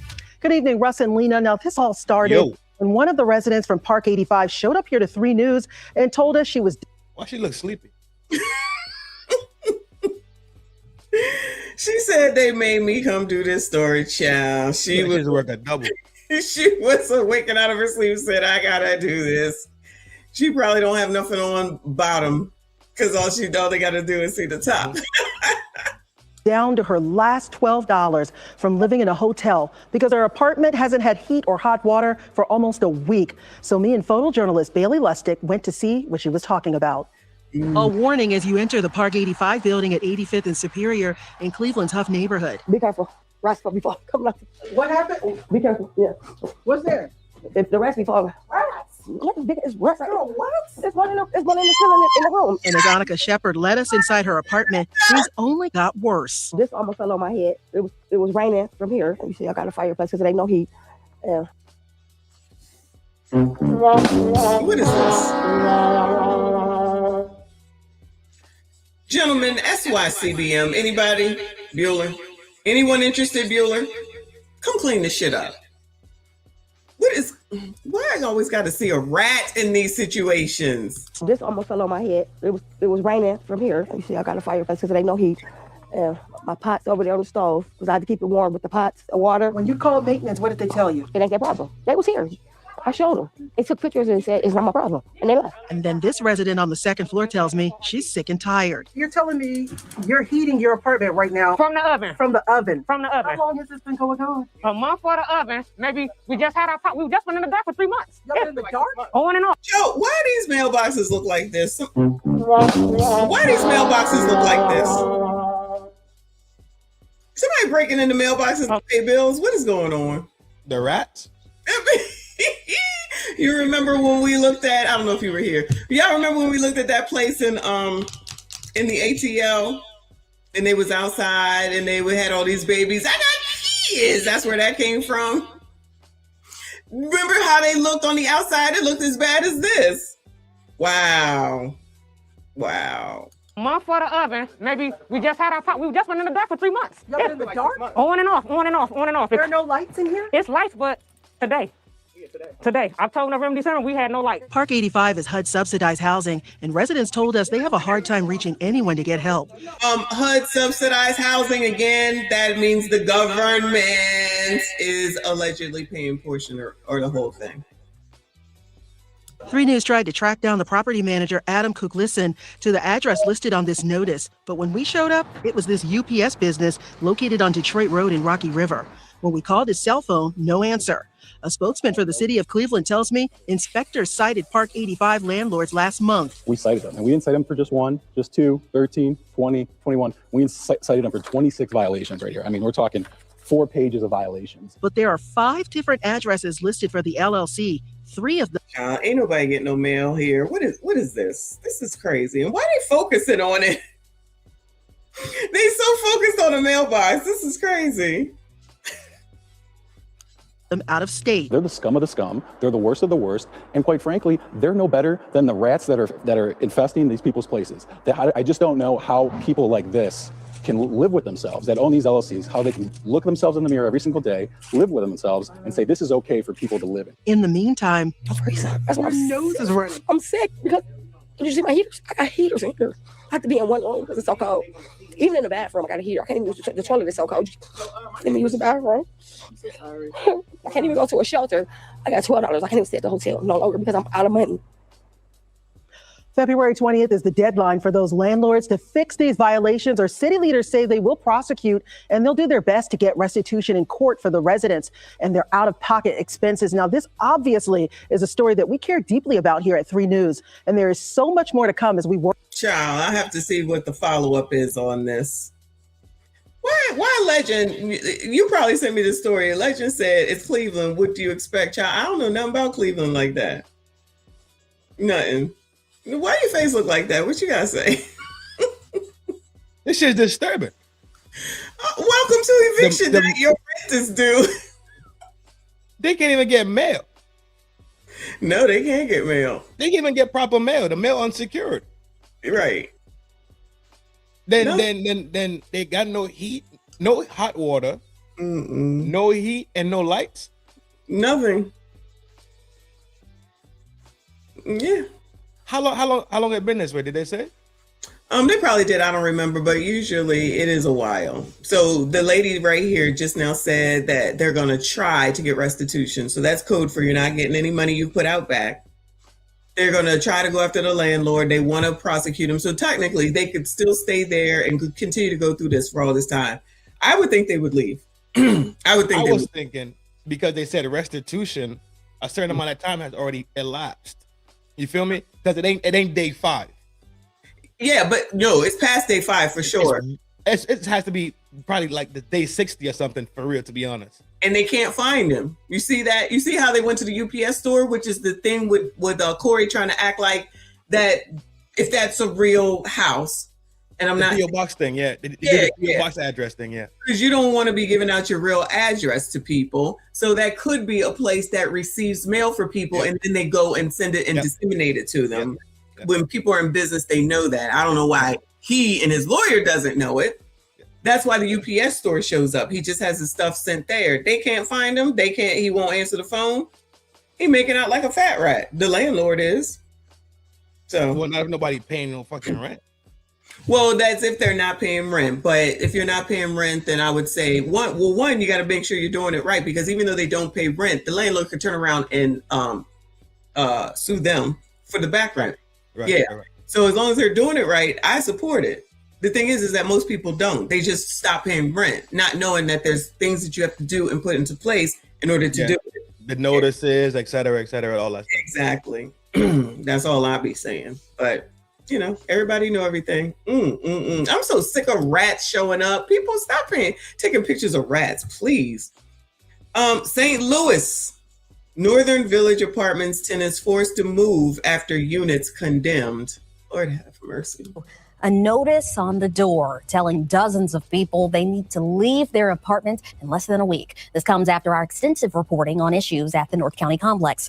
New tonight, our Jordan Burrell looks into the resources for these residents who will now soon be without a roof over their heads. I didn't have no water at all for about a month and a half. Haven't had heat and hot water since December. Nothing. Oh, look, there goes a little bit. Sierra Fleming lives in Northern Village Apartments. Now she and dozens of other tenants are forced to move within a month. Oh, come on. This order to vacate by February 8th placed on Fleming's door. I have been very frustrated and trying to figure it out. St. Louis County confirms to First Alert 4, 8 units were condemned last week and another 4 this week. The reason, unsafe living conditions, including lack of heat and hot water. The code enforcement man said that it was okay. Child, why do you have the gargoyle alert? You got these 2 things in your nose. You got a baby. Where your man at then, child? A resident since 2022. 4 effing. Try to find a place, save your money, and get out of here. Like as soon as possible. As soon as possible. But while tenants pack up, getting answers from the property's ownership hasn't been easy.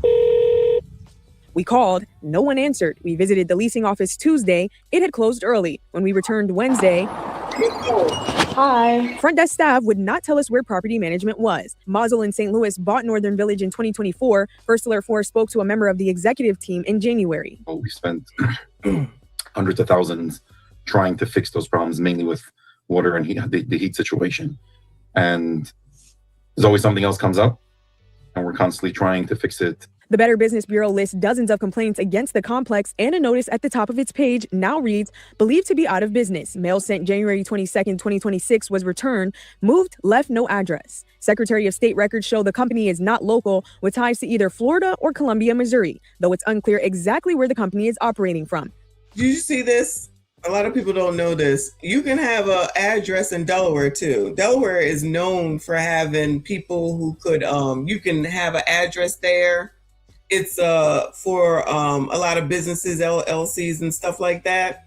You can have your daggone business all the way in Delaware, you all the way in Texas, you all the way in Italy.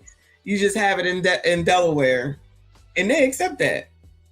It's hard to find people. What we need the government to work on is how to figure out to be in contact with people so they can't abscond, basically. If I said Delaware, that right. Is Delaware and Wyoming? I didn't hear about Wyoming. Yeah, it's two states that are pretty much the best to put your LLCs in. Mm-hmm. Which means you don't, and one of the biggest parts of it is you don't have to be a resident of that state. Correct. Yep. Wyoming and Delaware. Yep. That's why TPUSA had all that stuff in Wyoming. Ah, okay. Noted. I did not know that. Noted. With ties to either Florida or Columbia, Missouri, though it's unclear exactly where the company is operating from. Meanwhile, residents here at Northern Village say they're now left in the cold, literally and figuratively. I've given them chance after chance after chance. It's the people above them.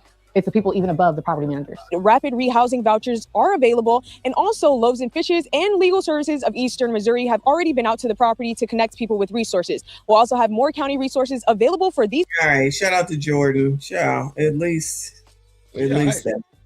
Yeah, that's what I'm saying. At least is a decent woman. Shout out these stories. Like a mongoose face, but she's still cute. Not a mongoose face. Let me see. Hold on. Look at Tree Star.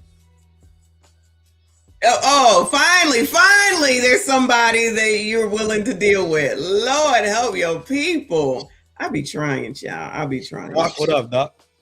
Mad Hatter, what up? I am trying to. I need to close out these stories. Let's go to this one. And then I think this might be the last one. Reverse mortgages. So I don't know if people really know what a reverse mortgage is, but it says it's a reverse mortgage nightmare. This man could lose everything. Child, people be out here and don't even know what be going on. The dog and I will be homeless. That's what I'm looking at right now. This retired Volusia County man thought his home was paid off, but has now learned he could lose it. Bill Tavernier has been living in that Deltona home for about 20 years after moving in to take care of his mother. She added him to the deed in 2007, then passed away a few years later. Action on consumer investigator Jeff Deal live in our studio with us right now. And Jeff, the federal government is now trying to take it home. Yeah, it's been 13 years since his mom passed away. Ever since, he's just been living there and didn't know his mom had a reverse mortgage on that home until he got hit with a lawsuit by the federal government to try to take that home away. A small home in Deltona. For Bill Tavernier, it's been shelter for nearly 20 years. My mom asked me to come. My dad had died, and she felt safer with someone else, He lived here with his mom, Teresa, until she passed away in 2013. Bill knew his mom paid off the home years earlier and signed a quitclaim deed, adding him to ownership of the home in 2007. What he didn't know was in 2001, his mom took out a reverse mortgage, a mortgage allowing the homeowner to take money out of the value of the home for other expenses that typically gets paid back when the borrower passes away. Bill's mom took out around $70,000. She was a wonderful woman, wonderful. Rest in peace to your mom, but what did you take $70,000 out for? She had a bad habit. That's what the fuck it is. Oh, you think she was gambling? Nah, I think she may have been gambling. Rude. Person, but that generation And especially being the heritage and the extraction, you didn't discuss any of that with your kids. So for the next decade or so, Bill believed he could live out the rest of his days here if he chose to, until this past summer. I was in shock for a couple of weeks.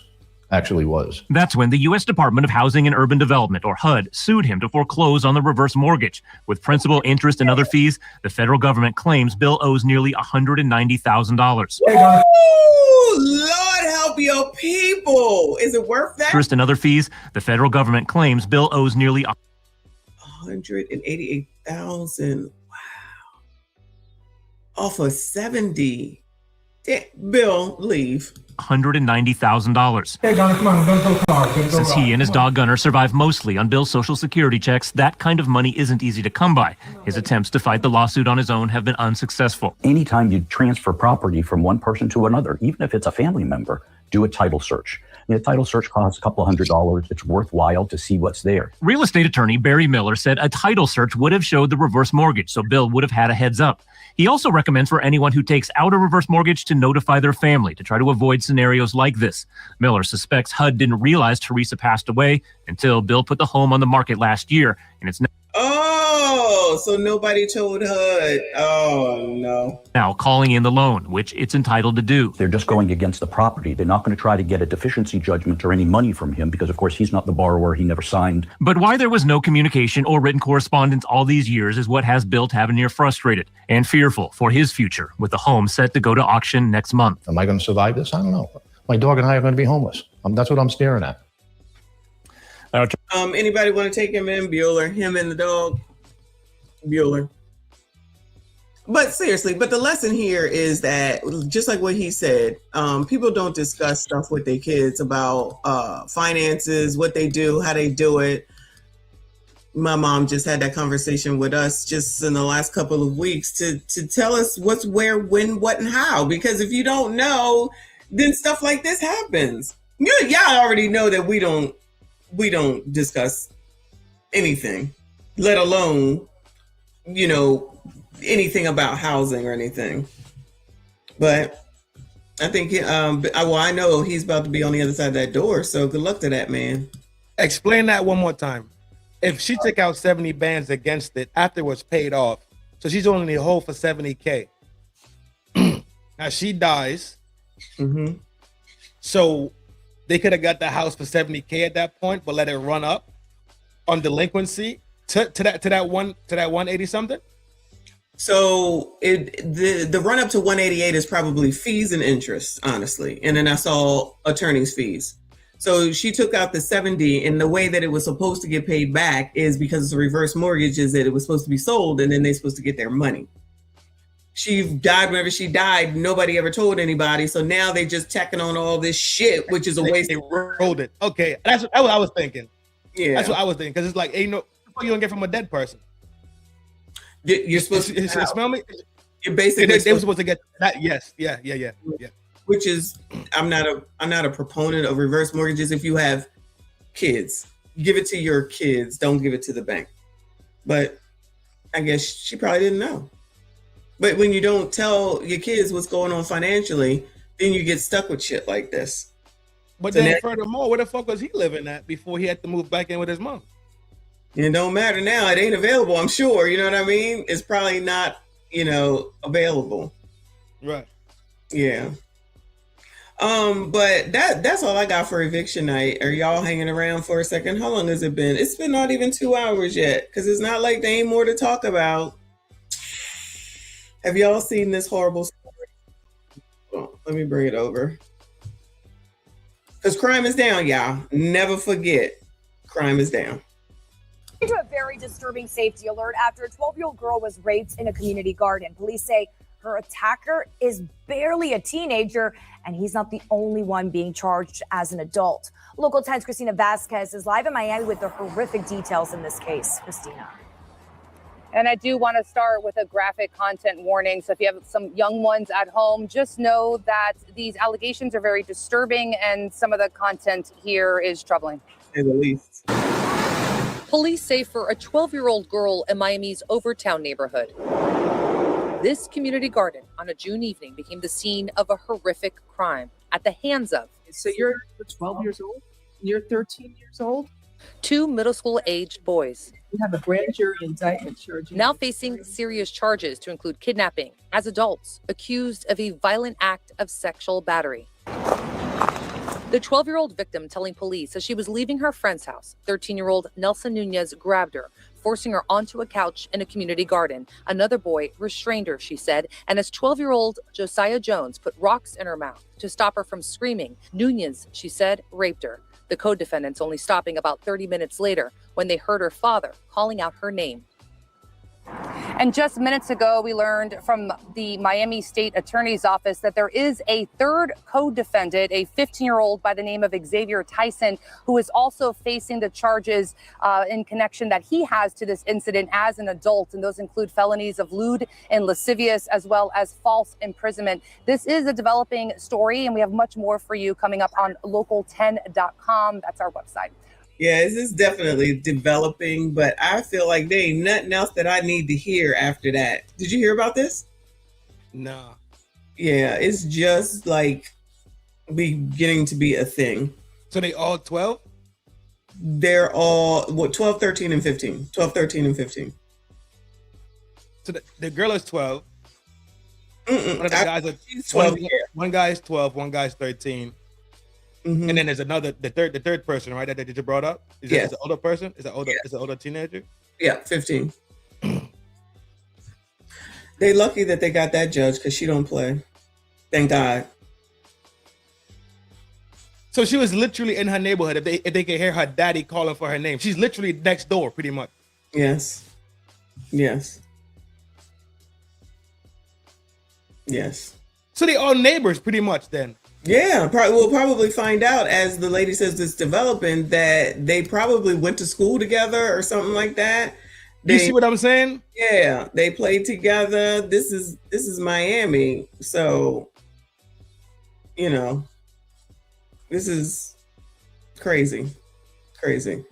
And I've seen it on the blogs. That's where I saw it, like starting last night. But the thing that I don't see, like always in this case. So y'all are not gonna say anything about their parents at this age? When are we ever gonna say anything about parenting? Because while they did the act, period, right? They knew enough on their own to do this, right? Clearly there's something wrong with them. And that's on you. You gotta be responsible for these kids. I don't care. Somebody got to be responsible for them. Now that girl, there's no way that girl can ever be normal. No way on God's green earth. They thought to put rocks in her mouth to keep her from screaming. What if she had choked? What if she had choked and died? What if her throat is now messed up? Not to mention her mind and her body. What is wrong with your punk ass kids that they can't control themselves? Something just ain't right. Something ain't right. Right.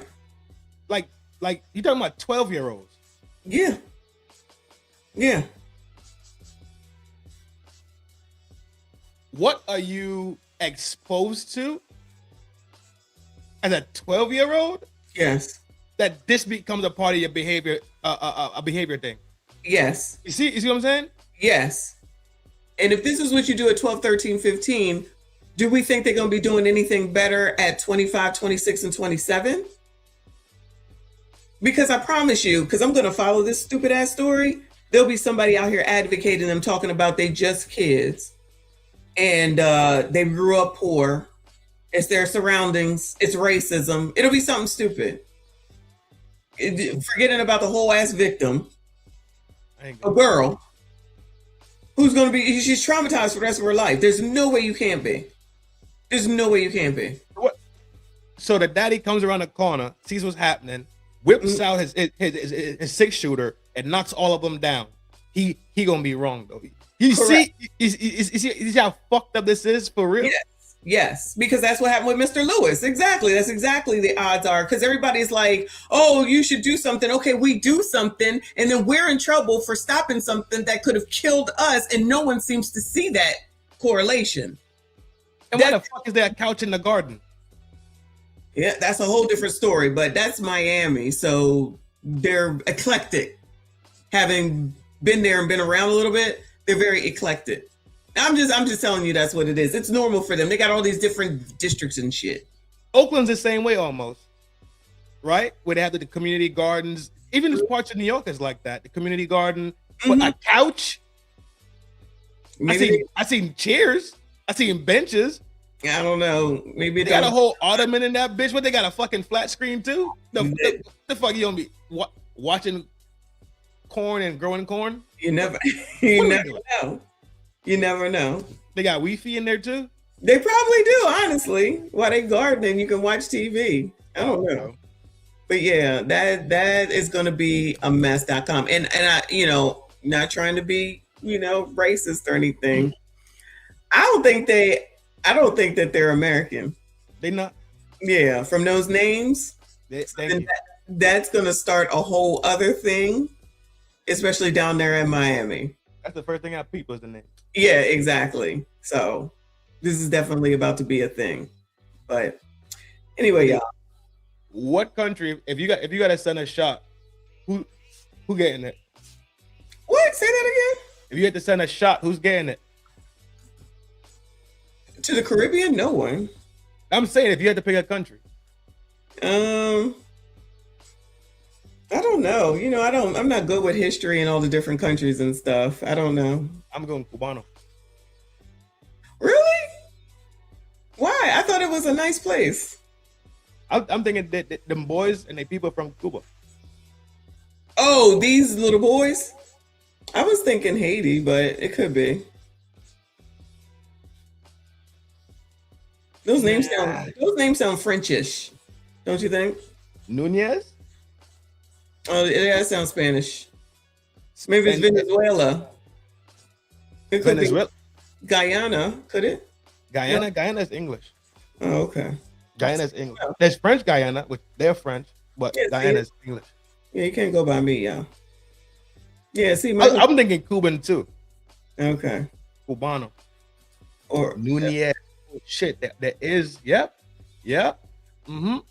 There's Jamaicans with Spanish names and Trinidadians. That's true. We shall see. We are definitely gonna follow up with that story. You already know. But child, we got another Flacco video. And it is about there was also earlier blaming everything on Anton. So the war is Anton's fault. The strikes in Iran is Anton's fault. Everything is Anton's fault. Come on with the game, bro. Everything that's happening. Oh, shout out to my fave. He said, Patricia Senior Gremlins out here gremlinizing. Child. And haven't stopped. I don't care what nobody say. They have not stopped. I don't care about crime is down. That's a different level of crime, bro. What, that story? Yeah. That's a different level. That's devious, demonic. That's psychological. That's a different level of crime. Crime would be like you knock over the old man, right? But it's a little candy jar. Crime would be you hit the laundromat machine for the coins, right? That's low pity crime. Like that's bullshit crime. Yeah. Like that's a violation. That's a strong violation. Yeah, that's a good word for it. I agree with you. Yeah. You hanging? On the gang, we in here. Okay. So this is Corey Holcomb just reached a new all-time low. He is sick. Shout out to Flacco. I just watched an episode of Corey Holcomb's podcast where he's asking his audience to help him get a convicted PDF released from prison. So Corey Holcomb starts this podcast with a message from R. Kelly. So R. Kelly and Corey Holcomb are apparently cool. You saw this? No, I just know he was talking about because Kels had called into the 5150 show already. Early last year. Oh, okay. Early last year, early 25 or late 24. Okay. I didn't hear about that.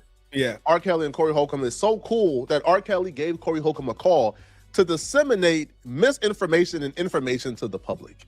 And Corey Holcomb went along with it. Now, Corey Holcomb bought whatever R. Kelly was selling so much that Corey Holcomb began an initiative to get R. Kelly released from prison. We're going to play the video. I just want y'all to listen to what R. Kelly has to say because there's information he wants the public to know about this scandalous law they got If you ask me, you can lock anybody up for anything with this law. But anyway, go on here, play the audio. I'm not gonna waste y'all time. The audio is essentially R. Kelly saying he's innocent, saying they was out to get him, etc. We've heard it before, okay?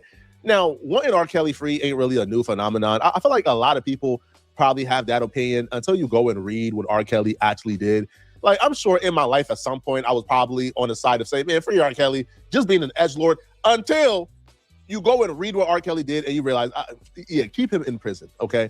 Now, it's one thing to feel like R. Kelly is innocent and you want him released, but it's another to completely misrepresent what R. Kelly was convicted of in an attempt to manipulate your audience to make a call to the people involved, in the words of Corey Holcomb, to get R. Kelly released. Corey Holcomb lies to his audience, misrepresent the facts of his case, and completely misrepresent what R. Kelly was convicted of in an attempt to manipulate and trick his audience to get this convicted PDF released. All right, the elephant in the room. I played those phone calls from the brother R. Kelly, and I feel good about letting my man get a chance to speak his mind and say what he have to say, because when I heard him speak and talk about things, I was like, yo, this is something that the people need to hear. I mean, most people have an open mind about it, but some people say what they want to say. But listen to me. We are in trouble as Black people in America, as we have been since they kidnapped us and brought us out here. Listen to what I'm telling y'all. A lot of people had a misconception about what R. Kelly was in jail for. What's about to follow is a lie of vicious. A whole damn minute. Is anybody confused as to why R. Kelly is in jail? I'm just want to, y'all let me know. Is anyone here confused about why R. Kelly is in jail? My thought process is that there's a lot of other people that should be there with him. That's what my problem with it is. I love R. Kelly music. I have no problem with saying that. It doesn't change for me the music that I grew up with, right? I've seen the video.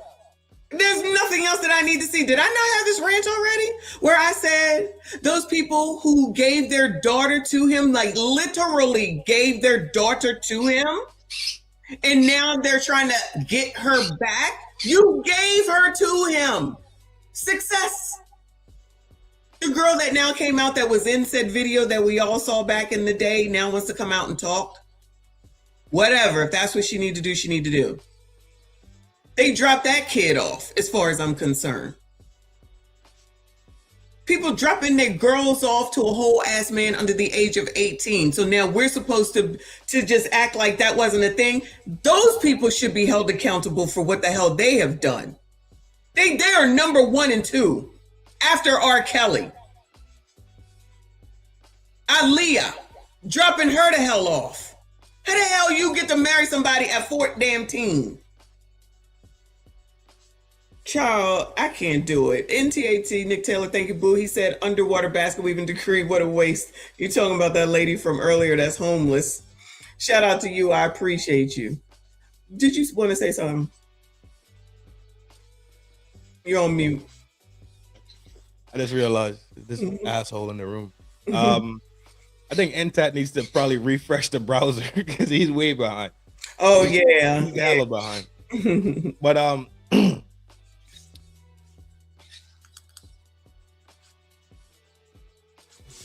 truth, the truth of these things exist and they're there. Like there's no confusion, like there's no muddiness about it.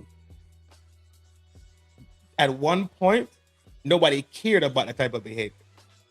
Yes, correct. Now that they care about it, okay, fine. Now he's sitting there doing his time. Okay, Yes. cool.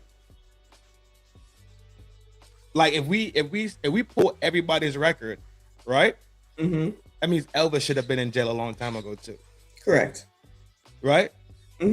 It's a lot of them guys. Even all the rock stars and all of them guys. It was a culture. Let's be honest. Yes, I said this. It was a full-on culture in all genres. Correct. I agree. And if we leave that world alone, the hip hop, the entertainment, music, media world, right?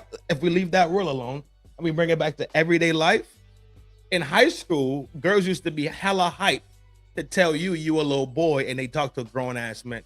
Correct. I agree. So no, listen to me. I said trying to apply 2026 rules back on 1970, 1960 specifically. I always think of Bill Cosby. I think it's bullshit. I think it's absolute bullshit. Them letting the thing in New York to be open to say that you can come back and say whatever you want about whatever happened, regardless of the time limit, I think that's complete and utter bullshit. I do. I absolutely do. I said, if I as a kid knew what was going on in Studio 54, of which I was too young and I would never be there, but I heard and knew, I knew what Bill Cosby was doing and everybody was fine with it, quote unquote, then that's that, right? That's that. If you're at least gonna try to bring these people up, and that thing with New York, I think is complete and utter bullshit. This shit with R. Kelly, we knew. Let me just stick with R. Kelly. We knew it was going on. We've seen the tape, we saw the tape, all that stuff. If they were able to finally get a case with regard to whatever they convicted him of, I'm not gonna sit up here and say no, free R. Kelly, because I've seen what the fuck he's done. Right. I've seen it. I know it. I've heard it. Let's talk about how a female child got the opportunity to live with him. Let's talk about how a child was able to be dropped off to him. Nobody really wants to solve the problem. You want to demonize R. Kelly only, and he is. He's got issues. Things have happened to him. He has done things to others. We know it. We know it to be true. You're never going to see me out here talking about free R. Kelly. Never, ever, no way. Right, exactly. He needs to be held accountable for what the hell it is that he did. Right, my thing is that there's a lot of other people that should be held accountable that's still the fuck out here. That's the point. And specifically, there are these females, minors, parents. Yes. They need smoke too. Exactly. They need that same smoke, to be honest.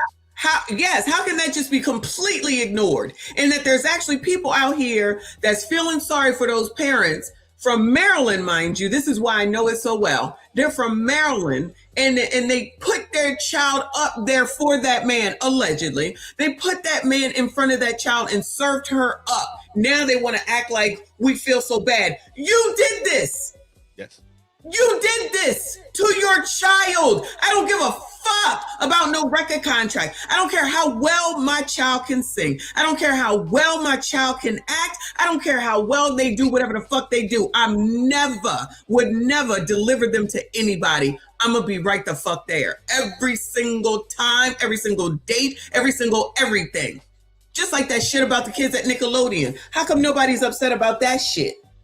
There should be a whole ass documentary and investigation to those damn kids. For that dude, I forget his damn name.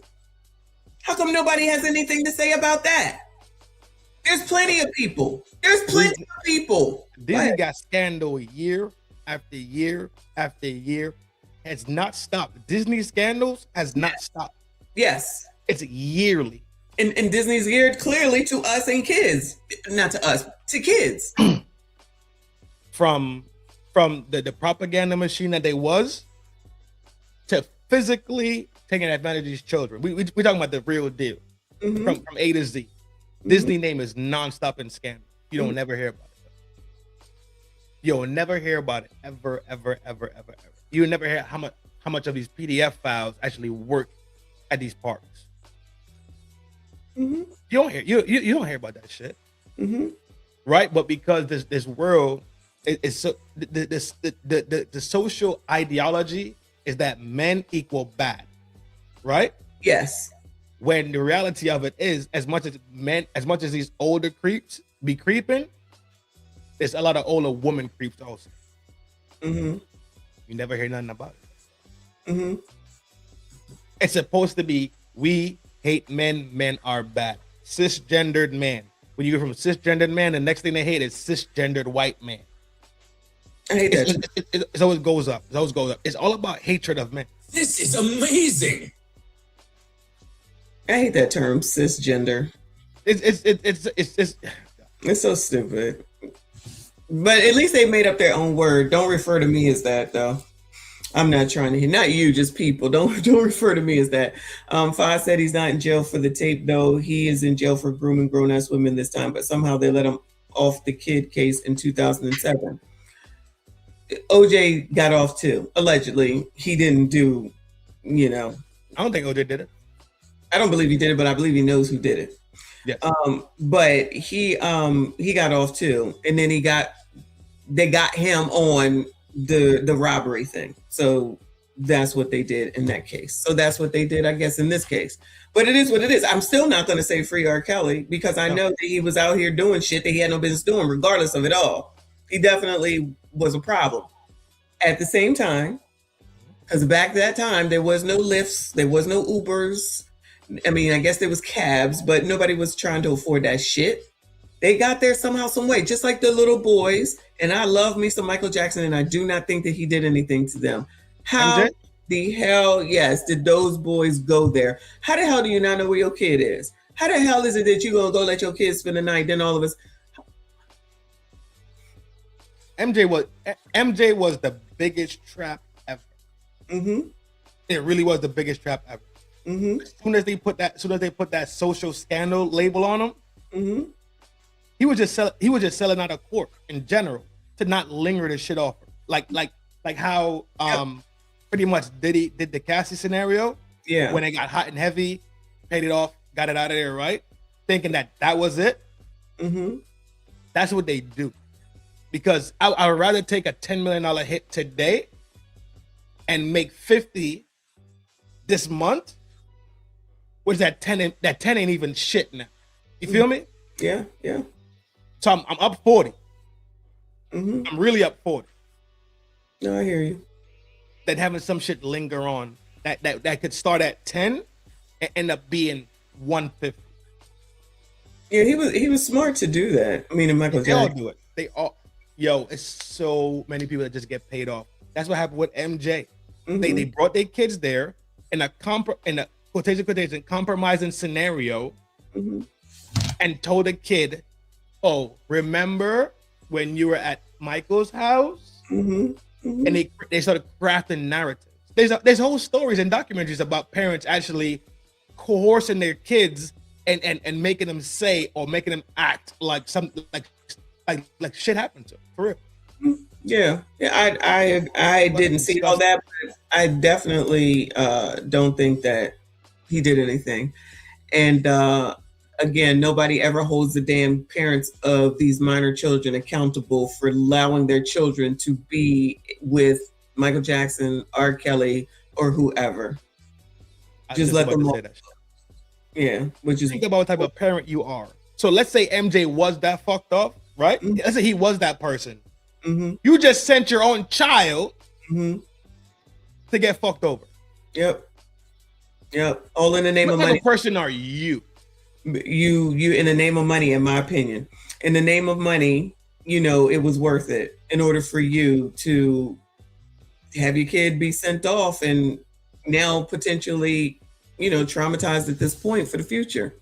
That girl sits there because she just recently made a video, the one with R. Kelly, talking about how happy she is. They married, pregnant, something like that. I forget what she said. But she's sitting there. She's like, she in love. That's her man. She can't wait till he comes home. She an adult now. But this is on y'all for taking her to that concert and presenting her to that man. Y'all said it yourselves. That's an allegedly, but y'all said it yourselves. I'm just like, what? The way people rewrite history is amazing. Just rewrite what the hell it is that was already said, that you already said, and what's freaking documented at the end of the day. Shout out to Ace Gates. He said he's in prison for peeing and doo-doo-buying on people. That's attempted deletion using biological weapons, cholera, dysentery, etc. You so crazy. Thank you so much. I appreciate you. Thank you, Mr. Wombat. Very generous of you. Thank you so much. He said, unfortunately, way too many people behind the scenes are protected.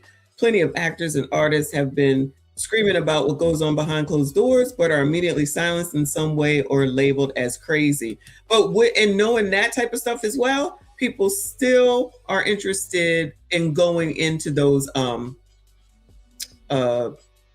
careers, I guess you would call it. Just like with music, everybody gets ripped off. People still try and get into it. Just like with rapping, people die. People still try and get into it.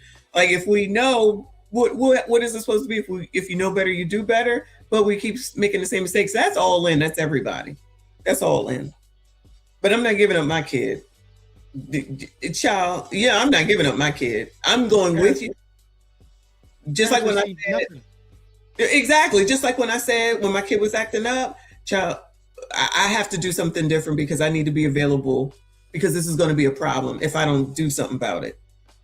But I guess it's just whatever happens, happens. Just like there's a lawsuit right now, and then I'm gonna move on. Or what is his name from Zuckerberg is out there testifying in front of Congress again. Like, how many times are we gonna do this? Because Instagram is so addictive. Some kid then took themselves on up out of here, and it's his fault. It's Instagram's fault.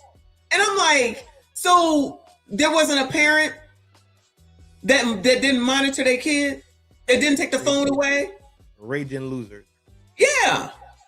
They just totally gloss over that. And I'm like, how did we get here? How did we get here? How the hell is it Zuckerberg's fault? Oh, they make it addictive. Well, then you do something about it. That's your kid. And where does your kid spend their time? On the internet, because you don't want to be bothered with your kid. You don't want to participate in their damn life. So now you're wasting, the freaking government is wasting time talking to him about some lawsuit that's some bullshit that you should hold the damn parents accountable, if anybody. Lock their ass up. Make them speak in front of Congress. That would be interesting. While the whole world been screaming and preaching about accountability and responsibility for the past 3 years, it's not being laid on the doorstep it needs to be laid. Correct. Nope. And I don't think it's going to be. They're in there too. Their TikTok is in there too. Say that again. For why? For why what? Why would it though? That'd be just too correct. That make too much sense. That right? Well, yeah, we know nothing that makes sense is going to happen. Yeah, there's none of that. Everything got to be crazy, and that's what they accept. Anyway, let's finish with this video with this, not Flacco, but Corey. Lie that I've seen retold and disseminated by a lot of abuse sympathizers like Corey Holcomb. Now, I believe that at some point I probably would believe something like this before if I didn't do my own research. But I've seen this told time after time after time, and it's usually coming from men who think like Corey Holcomb, who have the same views as Corey Holcomb. And the lie that's about to be told is, oh, R. Kelly and his victims were all adults. R. Kelly wasn't arrested for messing with no minors. What y'all talking about? Now, even if this was the case, I was too young when the R. Kelly video and the tape dropped, but a lot of y'all witnessed with your own eyes R. Kelly violate and abuse a young girl. So you guys already know for a fact R. Kelly is a pedo. Regardless of what the cases are, y'all already know this. But in this situation, R. Kelly was on tape doing what he did, and y'all seen it. I didn't see it. Like, I was a kid when that dropped. But on top of that, R. Kelly was convicted of victimizing minors. So what Corey Holcomb is about to say is an absolute lie, that he's telling his 5150 audience to manipulate them into helping him get his abuser homie free. A lot of people thought R. Kelly was in jail because of it had to do with, they caught him with this young girl or something. No, that's not what it was. Listen to what I'm telling you in America. This is why I wanted to talk to my brother, because, I mean, first of all, when you locked up on some bogus, that make the time go even slower. When you locked up on some bogus-ish, okay, sir. Have some laws that are flat out bogus in this world that work for who they wanted to work for and go against the people they don't want it to work for. What happened to that brother R. Kelly is bogus as hell. Correct. They don't have no evidence of this man doing the shit that a. Go ahead. Incorrect. He's right in what he's saying, but what the second part is wrong. Right? If we go back to the Diddy trial, we watched Diddy eat 2 charges for his girlfriends. Yeah. Let's be real. He ate 2 charges for his girlfriends. The girlfriends were the proxy for the charge. They didn't charge him for actually having the dudes come by and pop his girlfriend.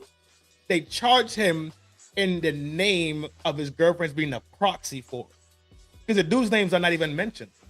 The dudes are mentioned in testimony per se,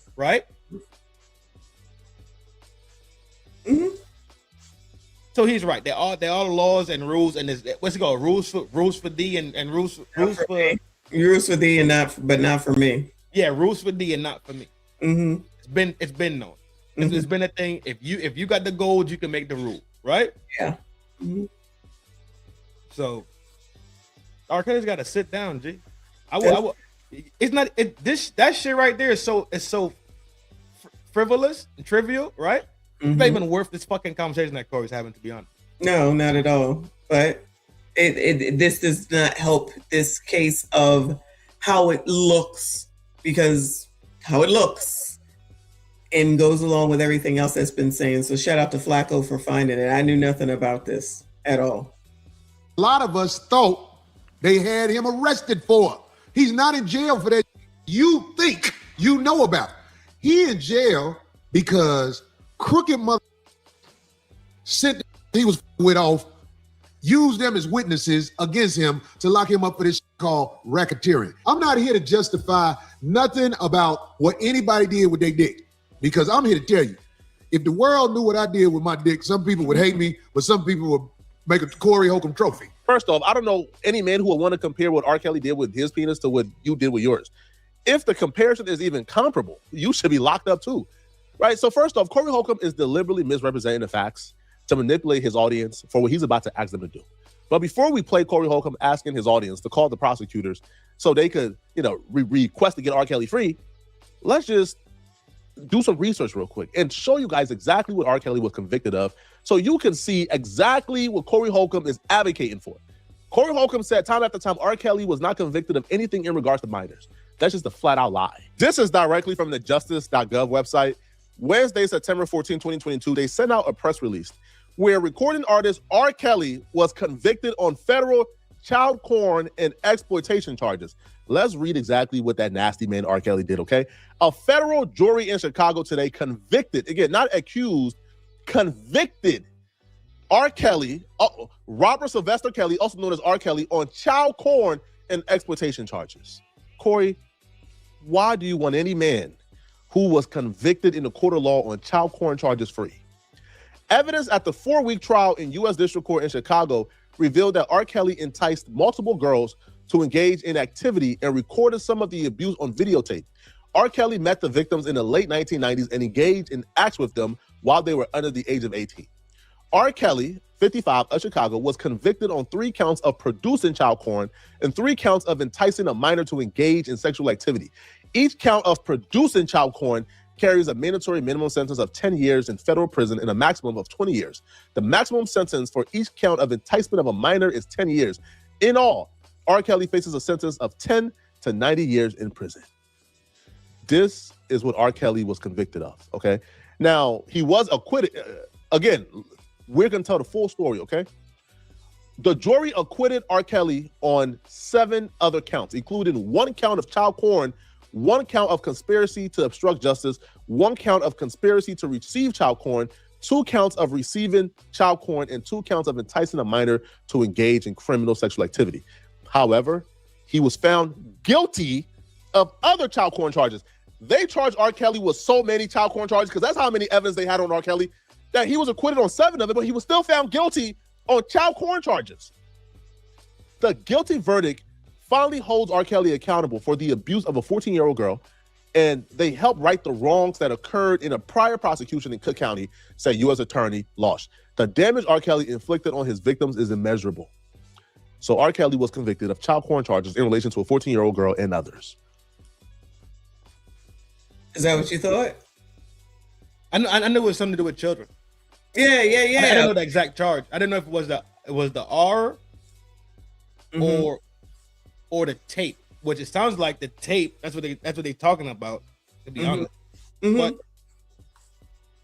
either way, if it has to do with children, bro, like I ain't fucking with it, no way. Yeah, right, exactly. And I couldn't believe that there's would be recordings, given the recording that I have seen.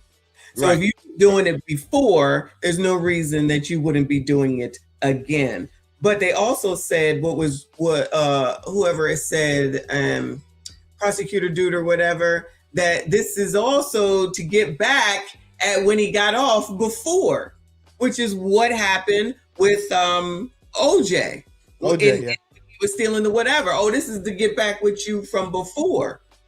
So honestly, in my mind, I mean, we know that's what it was. We know that's what those things mean or whatever.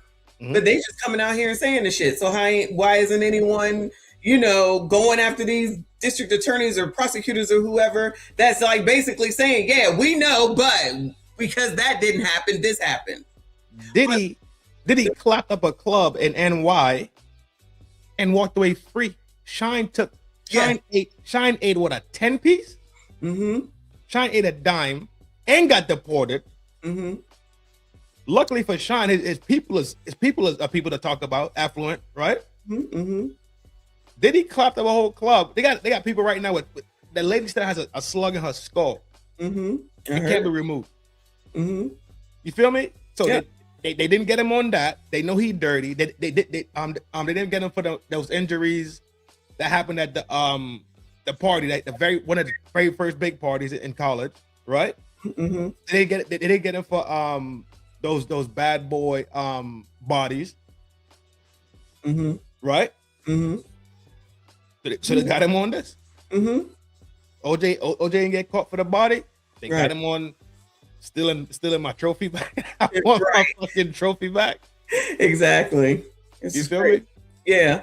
So, and it's like, okay, well, what do you want me to do? What do you want me to do? I mean, it is what it is. Harvey Weinstein. Yes. Weinstein been dipping and dodging for all them years. They finally put clamps on him, and they put clamps on him in 2 states. Yeah.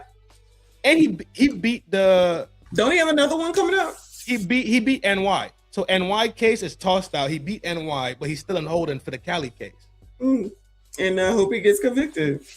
Because even though there's plenty of NY. If he beats the NY case, then the Cali case becomes very fucking fragile. That's the argument everybody's fucking having right now.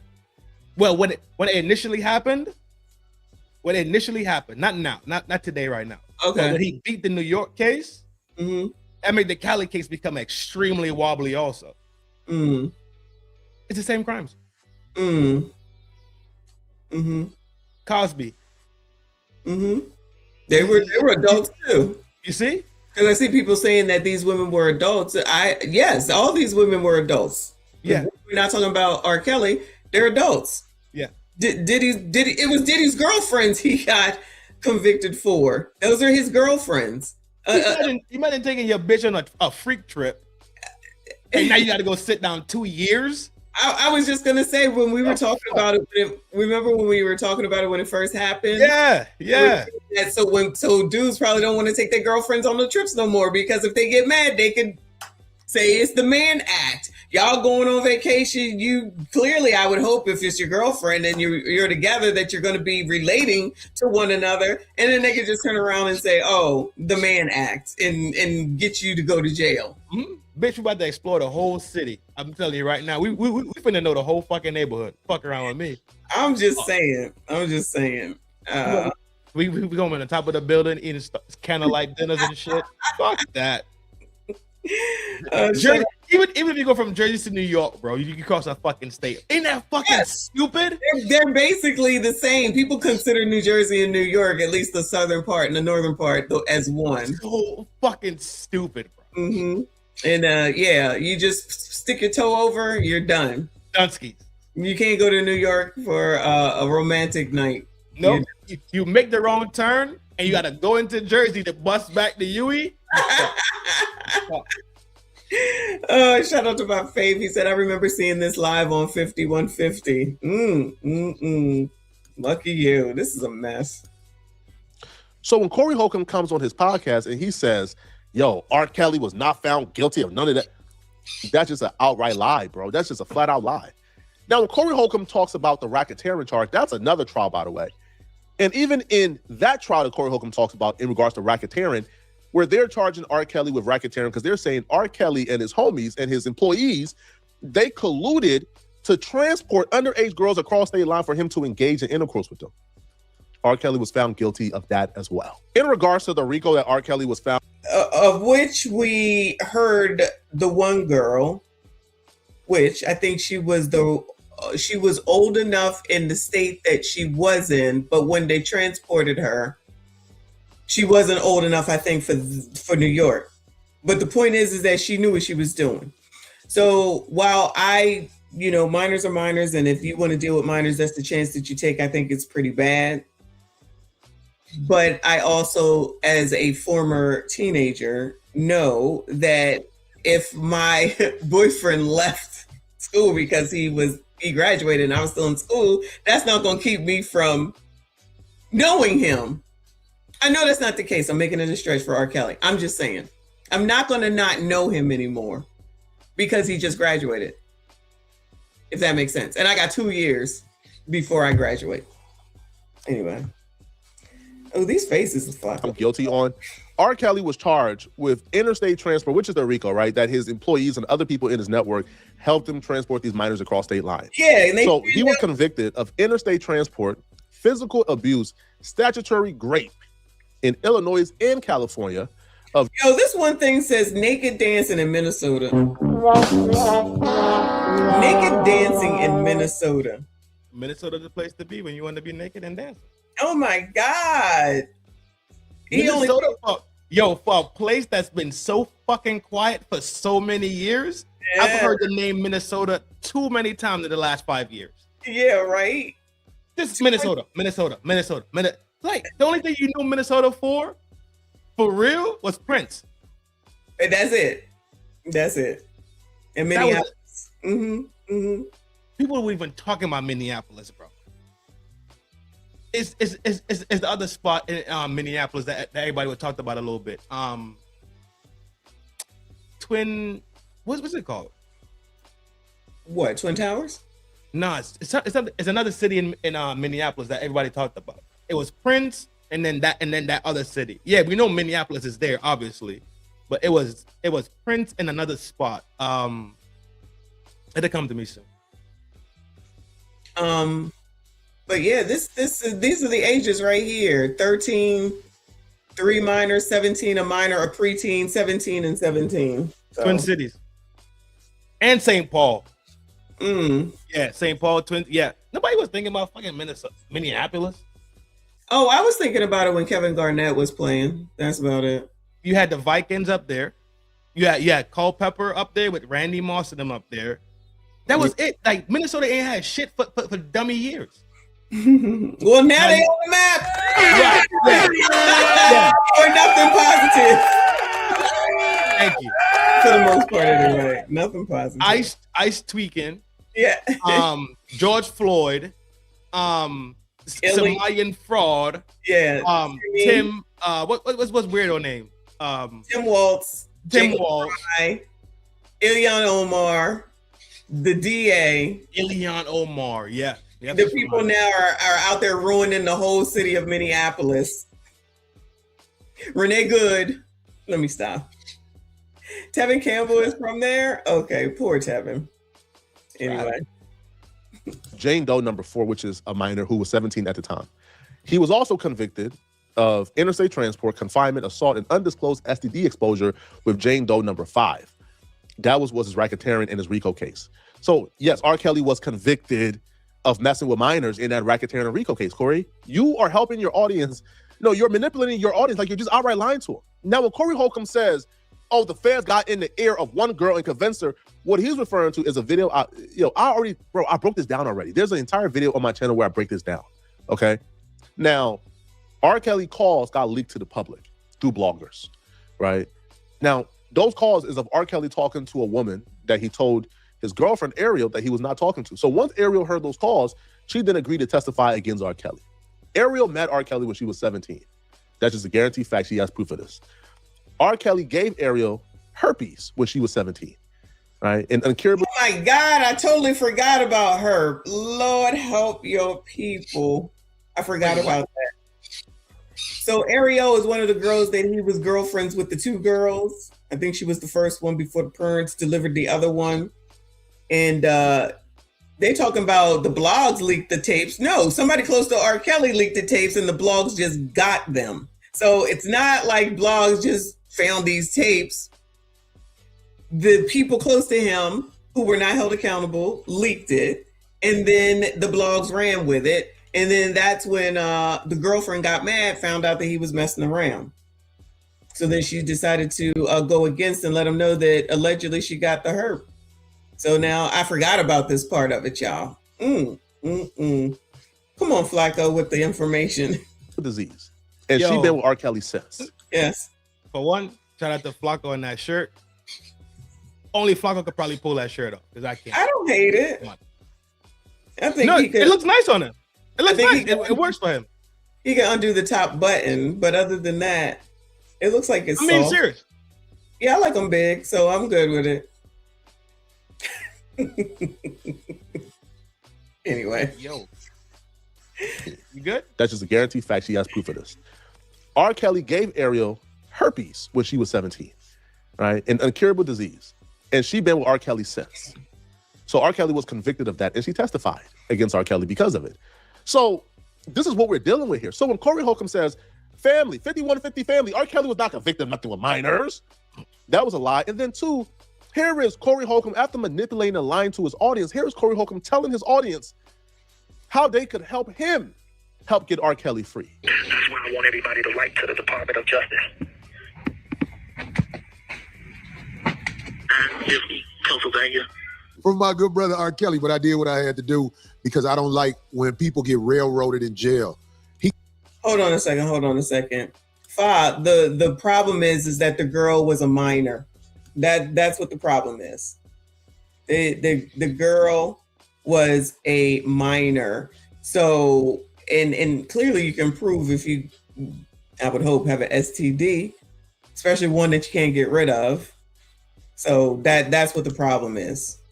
While Corey is saying, it's okay, he didn't do anything wrong. He don't know. He gave an address. We're going to post this address again. And when y'all write to the Department of Justice, the people who will, and I hope it's a lot of you who will, you need to make sure you express the concerns of being an American citizen where you have laws that lock us up for nothing. And this is all an extortion to get that brother catalog.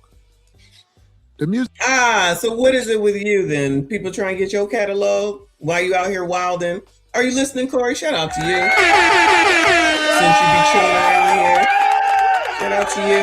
Shout out to Flacco for letting us know. Music industry, man, for us, man, it's the way we make our big money. You know, when you are a famous music person, whether it be rap or whatever, this is how we get our money. But listen to me, man. If your catalog is worth something gonna happen to you. And you can do the research. I was talking to my homeboy today, Officer Ballenter, about Sam Cooke. I didn't know all that stuff went down with Sam Cooke. I didn't know that. Corey loves to compare him and his nasty homies to like civil rights activists and leaders that we love and real martyrs who died for black issues, right? R. Kelly is not a martyr. R. Kelly is not somebody who is being unfairly treated. R. Kelly is a nasty human being. Listen, man, I was too young when the R. Kelly tape dropped. I haven't seen it like that. All right, I haven't seen it, to be honest. All right, I've heard about it. Oh, but he is if younger than me. R. Kelly was being described, he did on the camera, and you guys seen it with your own eyes, what are you still? Even if R. Kelly has never been charged with anything, to me, that's alone, like that alone should have been enough for you to stop messing with him. All right. Now, if you want to listen to R. Kelly music, I guess cool. But to have a personal relationship with this man and to even go as far as to utilize your audience to try to get him free and lie about what he's being charged and convicted of is crazy, man. If you are a 5150 fan right now, I don't know how you are a 5150 fan, bro. You're probably just as nasty as Corey is if you are a 5150 fan. Let him be. Let me know in the comment section, what do you guys think about this, man? And if you're still watching this video and you want to watch another good... Shout out to Flacco. Appreciate you. Keep people giving him the worst pauses, Sean. Sorry. I got 2 points for Flacco. Well, I got 1 point for Flacco. People rally behind cold-blooded serial red murders, right? Facts. People are rallying behind Mangione. People are rallying behind their causes and their perspectives. So let's not act like, let's say Corey's perspective is Chicago gang, homie tribe shit. That's what the fuck he's rallying for. So let's not act like his moral compass is fucked off. Let's just say he's rallying and it's strictly ignorance, which we see it constantly. Right. This is amazing. I had to say that because we have to start really looking at things and removing characters, and at that point maybe we could see it clear as day, right? Without the I don't like fucking Corey because his beard is fucking stiff, right? Cool. If we remove Corey from it, could we still look at the scenario across the board and have the same standard of adjudication on it, right? Mm-hmm. Cool. Yes, you are correct. Most states is 17. It is. Most states are 17 because a lot of time people graduate from high school at the age of 17. Not majority of people. I think majority of people are 17 at the graduation age of college, high school. You think most states are 17? The legal age of consent of consent for extramarital behavior? Yeah. Yeah. I thought it was 18. 17. A quick Google will fix it. But not knowing where she's from, that doesn't fix it. It depends on her state. It depends on her state. There's law Mm-hmm. that's written down. Mm-hmm. But then do we not have our own moral law in itself?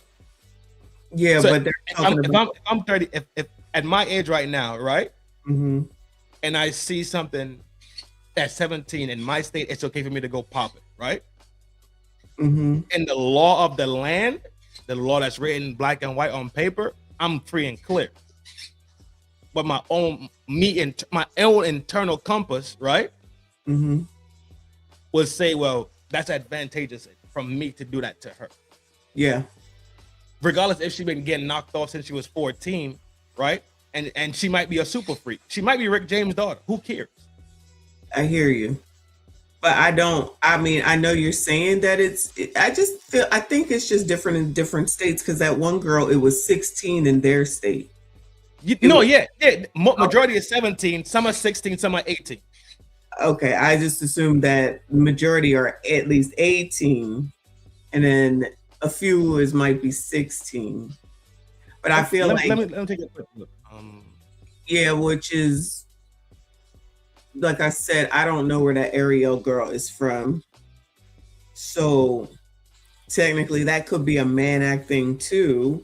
Because that one girl that was, no, I think that one girl was 16 actually, because 16 was okay in her state. Then they flew her to New York for Diddy. And then I think it was not okay there. Because they were in a speakeasy, if I'm not mistaken, place you could drink. And it was allowed. That's why I was like, this is weird. So anyway, it's not that serious. But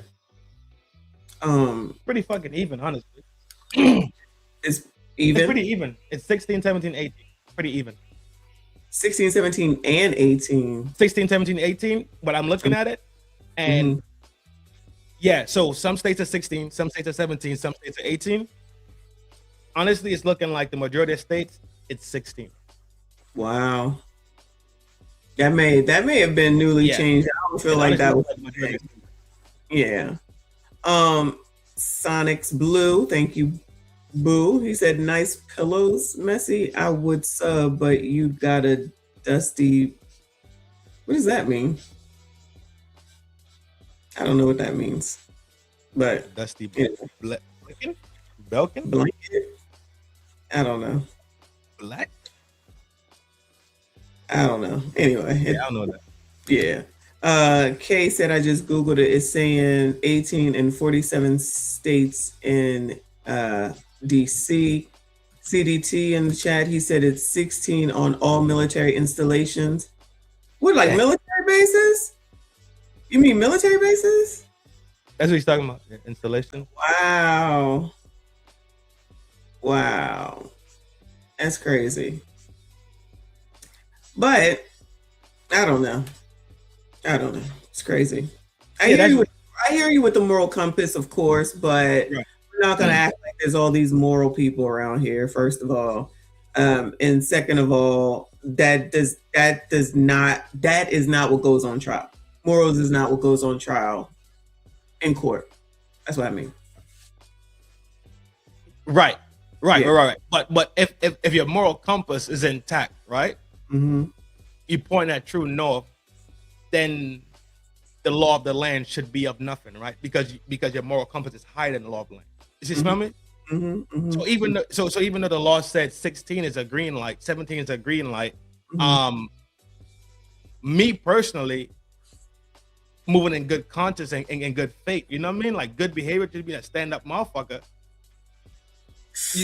You're gonna say no, even though she come to the crib, drop it off hot, right? Sprawl it out, spread eagle, finna bust it down for a real one. It's supposed to kick in. I guess For it did. real. I guess it didn't kick in for my kidnapper because he didn't have a problem at all. If I was 19. Y'all was dating. I was That's, 19. what I'm, that's completely different. Okay.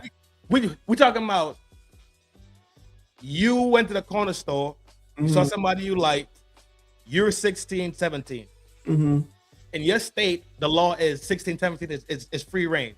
This motherfucker is 31, right? Yeah. His brain's supposed to tell him like, yo, relax. Yeah. Let PYT be, right? Mm-hmm. And if PYT want to be a bird, let that bird fly everywhere else, but keep that bird out your own nest. You smell me? Yeah. Regardless of what the fuck it does on the street, it could be loose as a goose. but for yourself, G, because you still got to answer to Allah. You smell me? Yeah. That's the moral compass that I'm speaking about. It's really a shame that we gotta take it down to this point. You know what I mean? To even have this discussion, to try to even figure it out.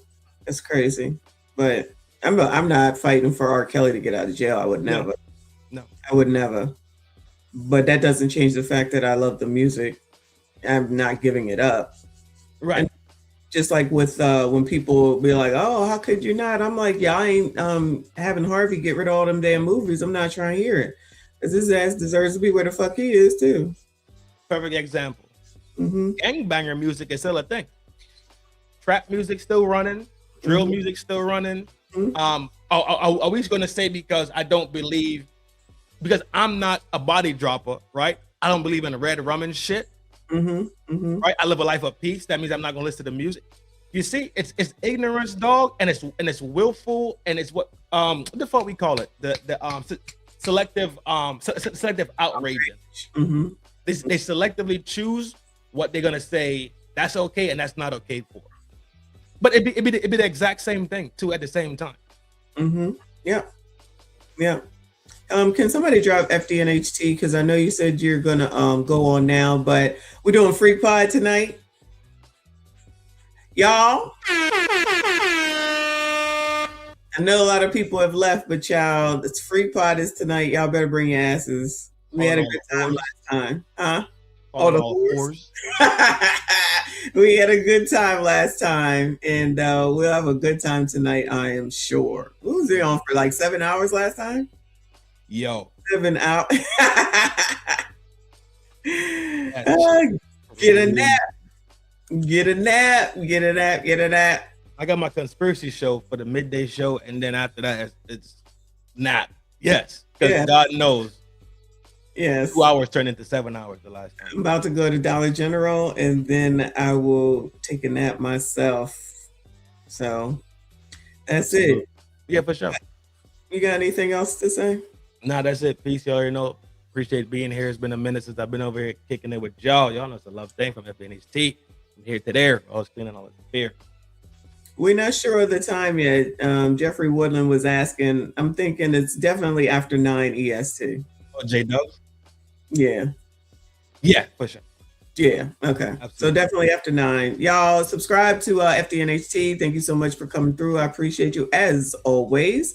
Shout out to all of y'all. I see you. I appreciate you. Shout out to everyone that donated today. Shout out to all the channel members. I see you. I appreciate you. Y'all make sure you hit the like button for me. Subscribe if you're new. Go ahead and subscribe to FDNHT. Hype this daggone video.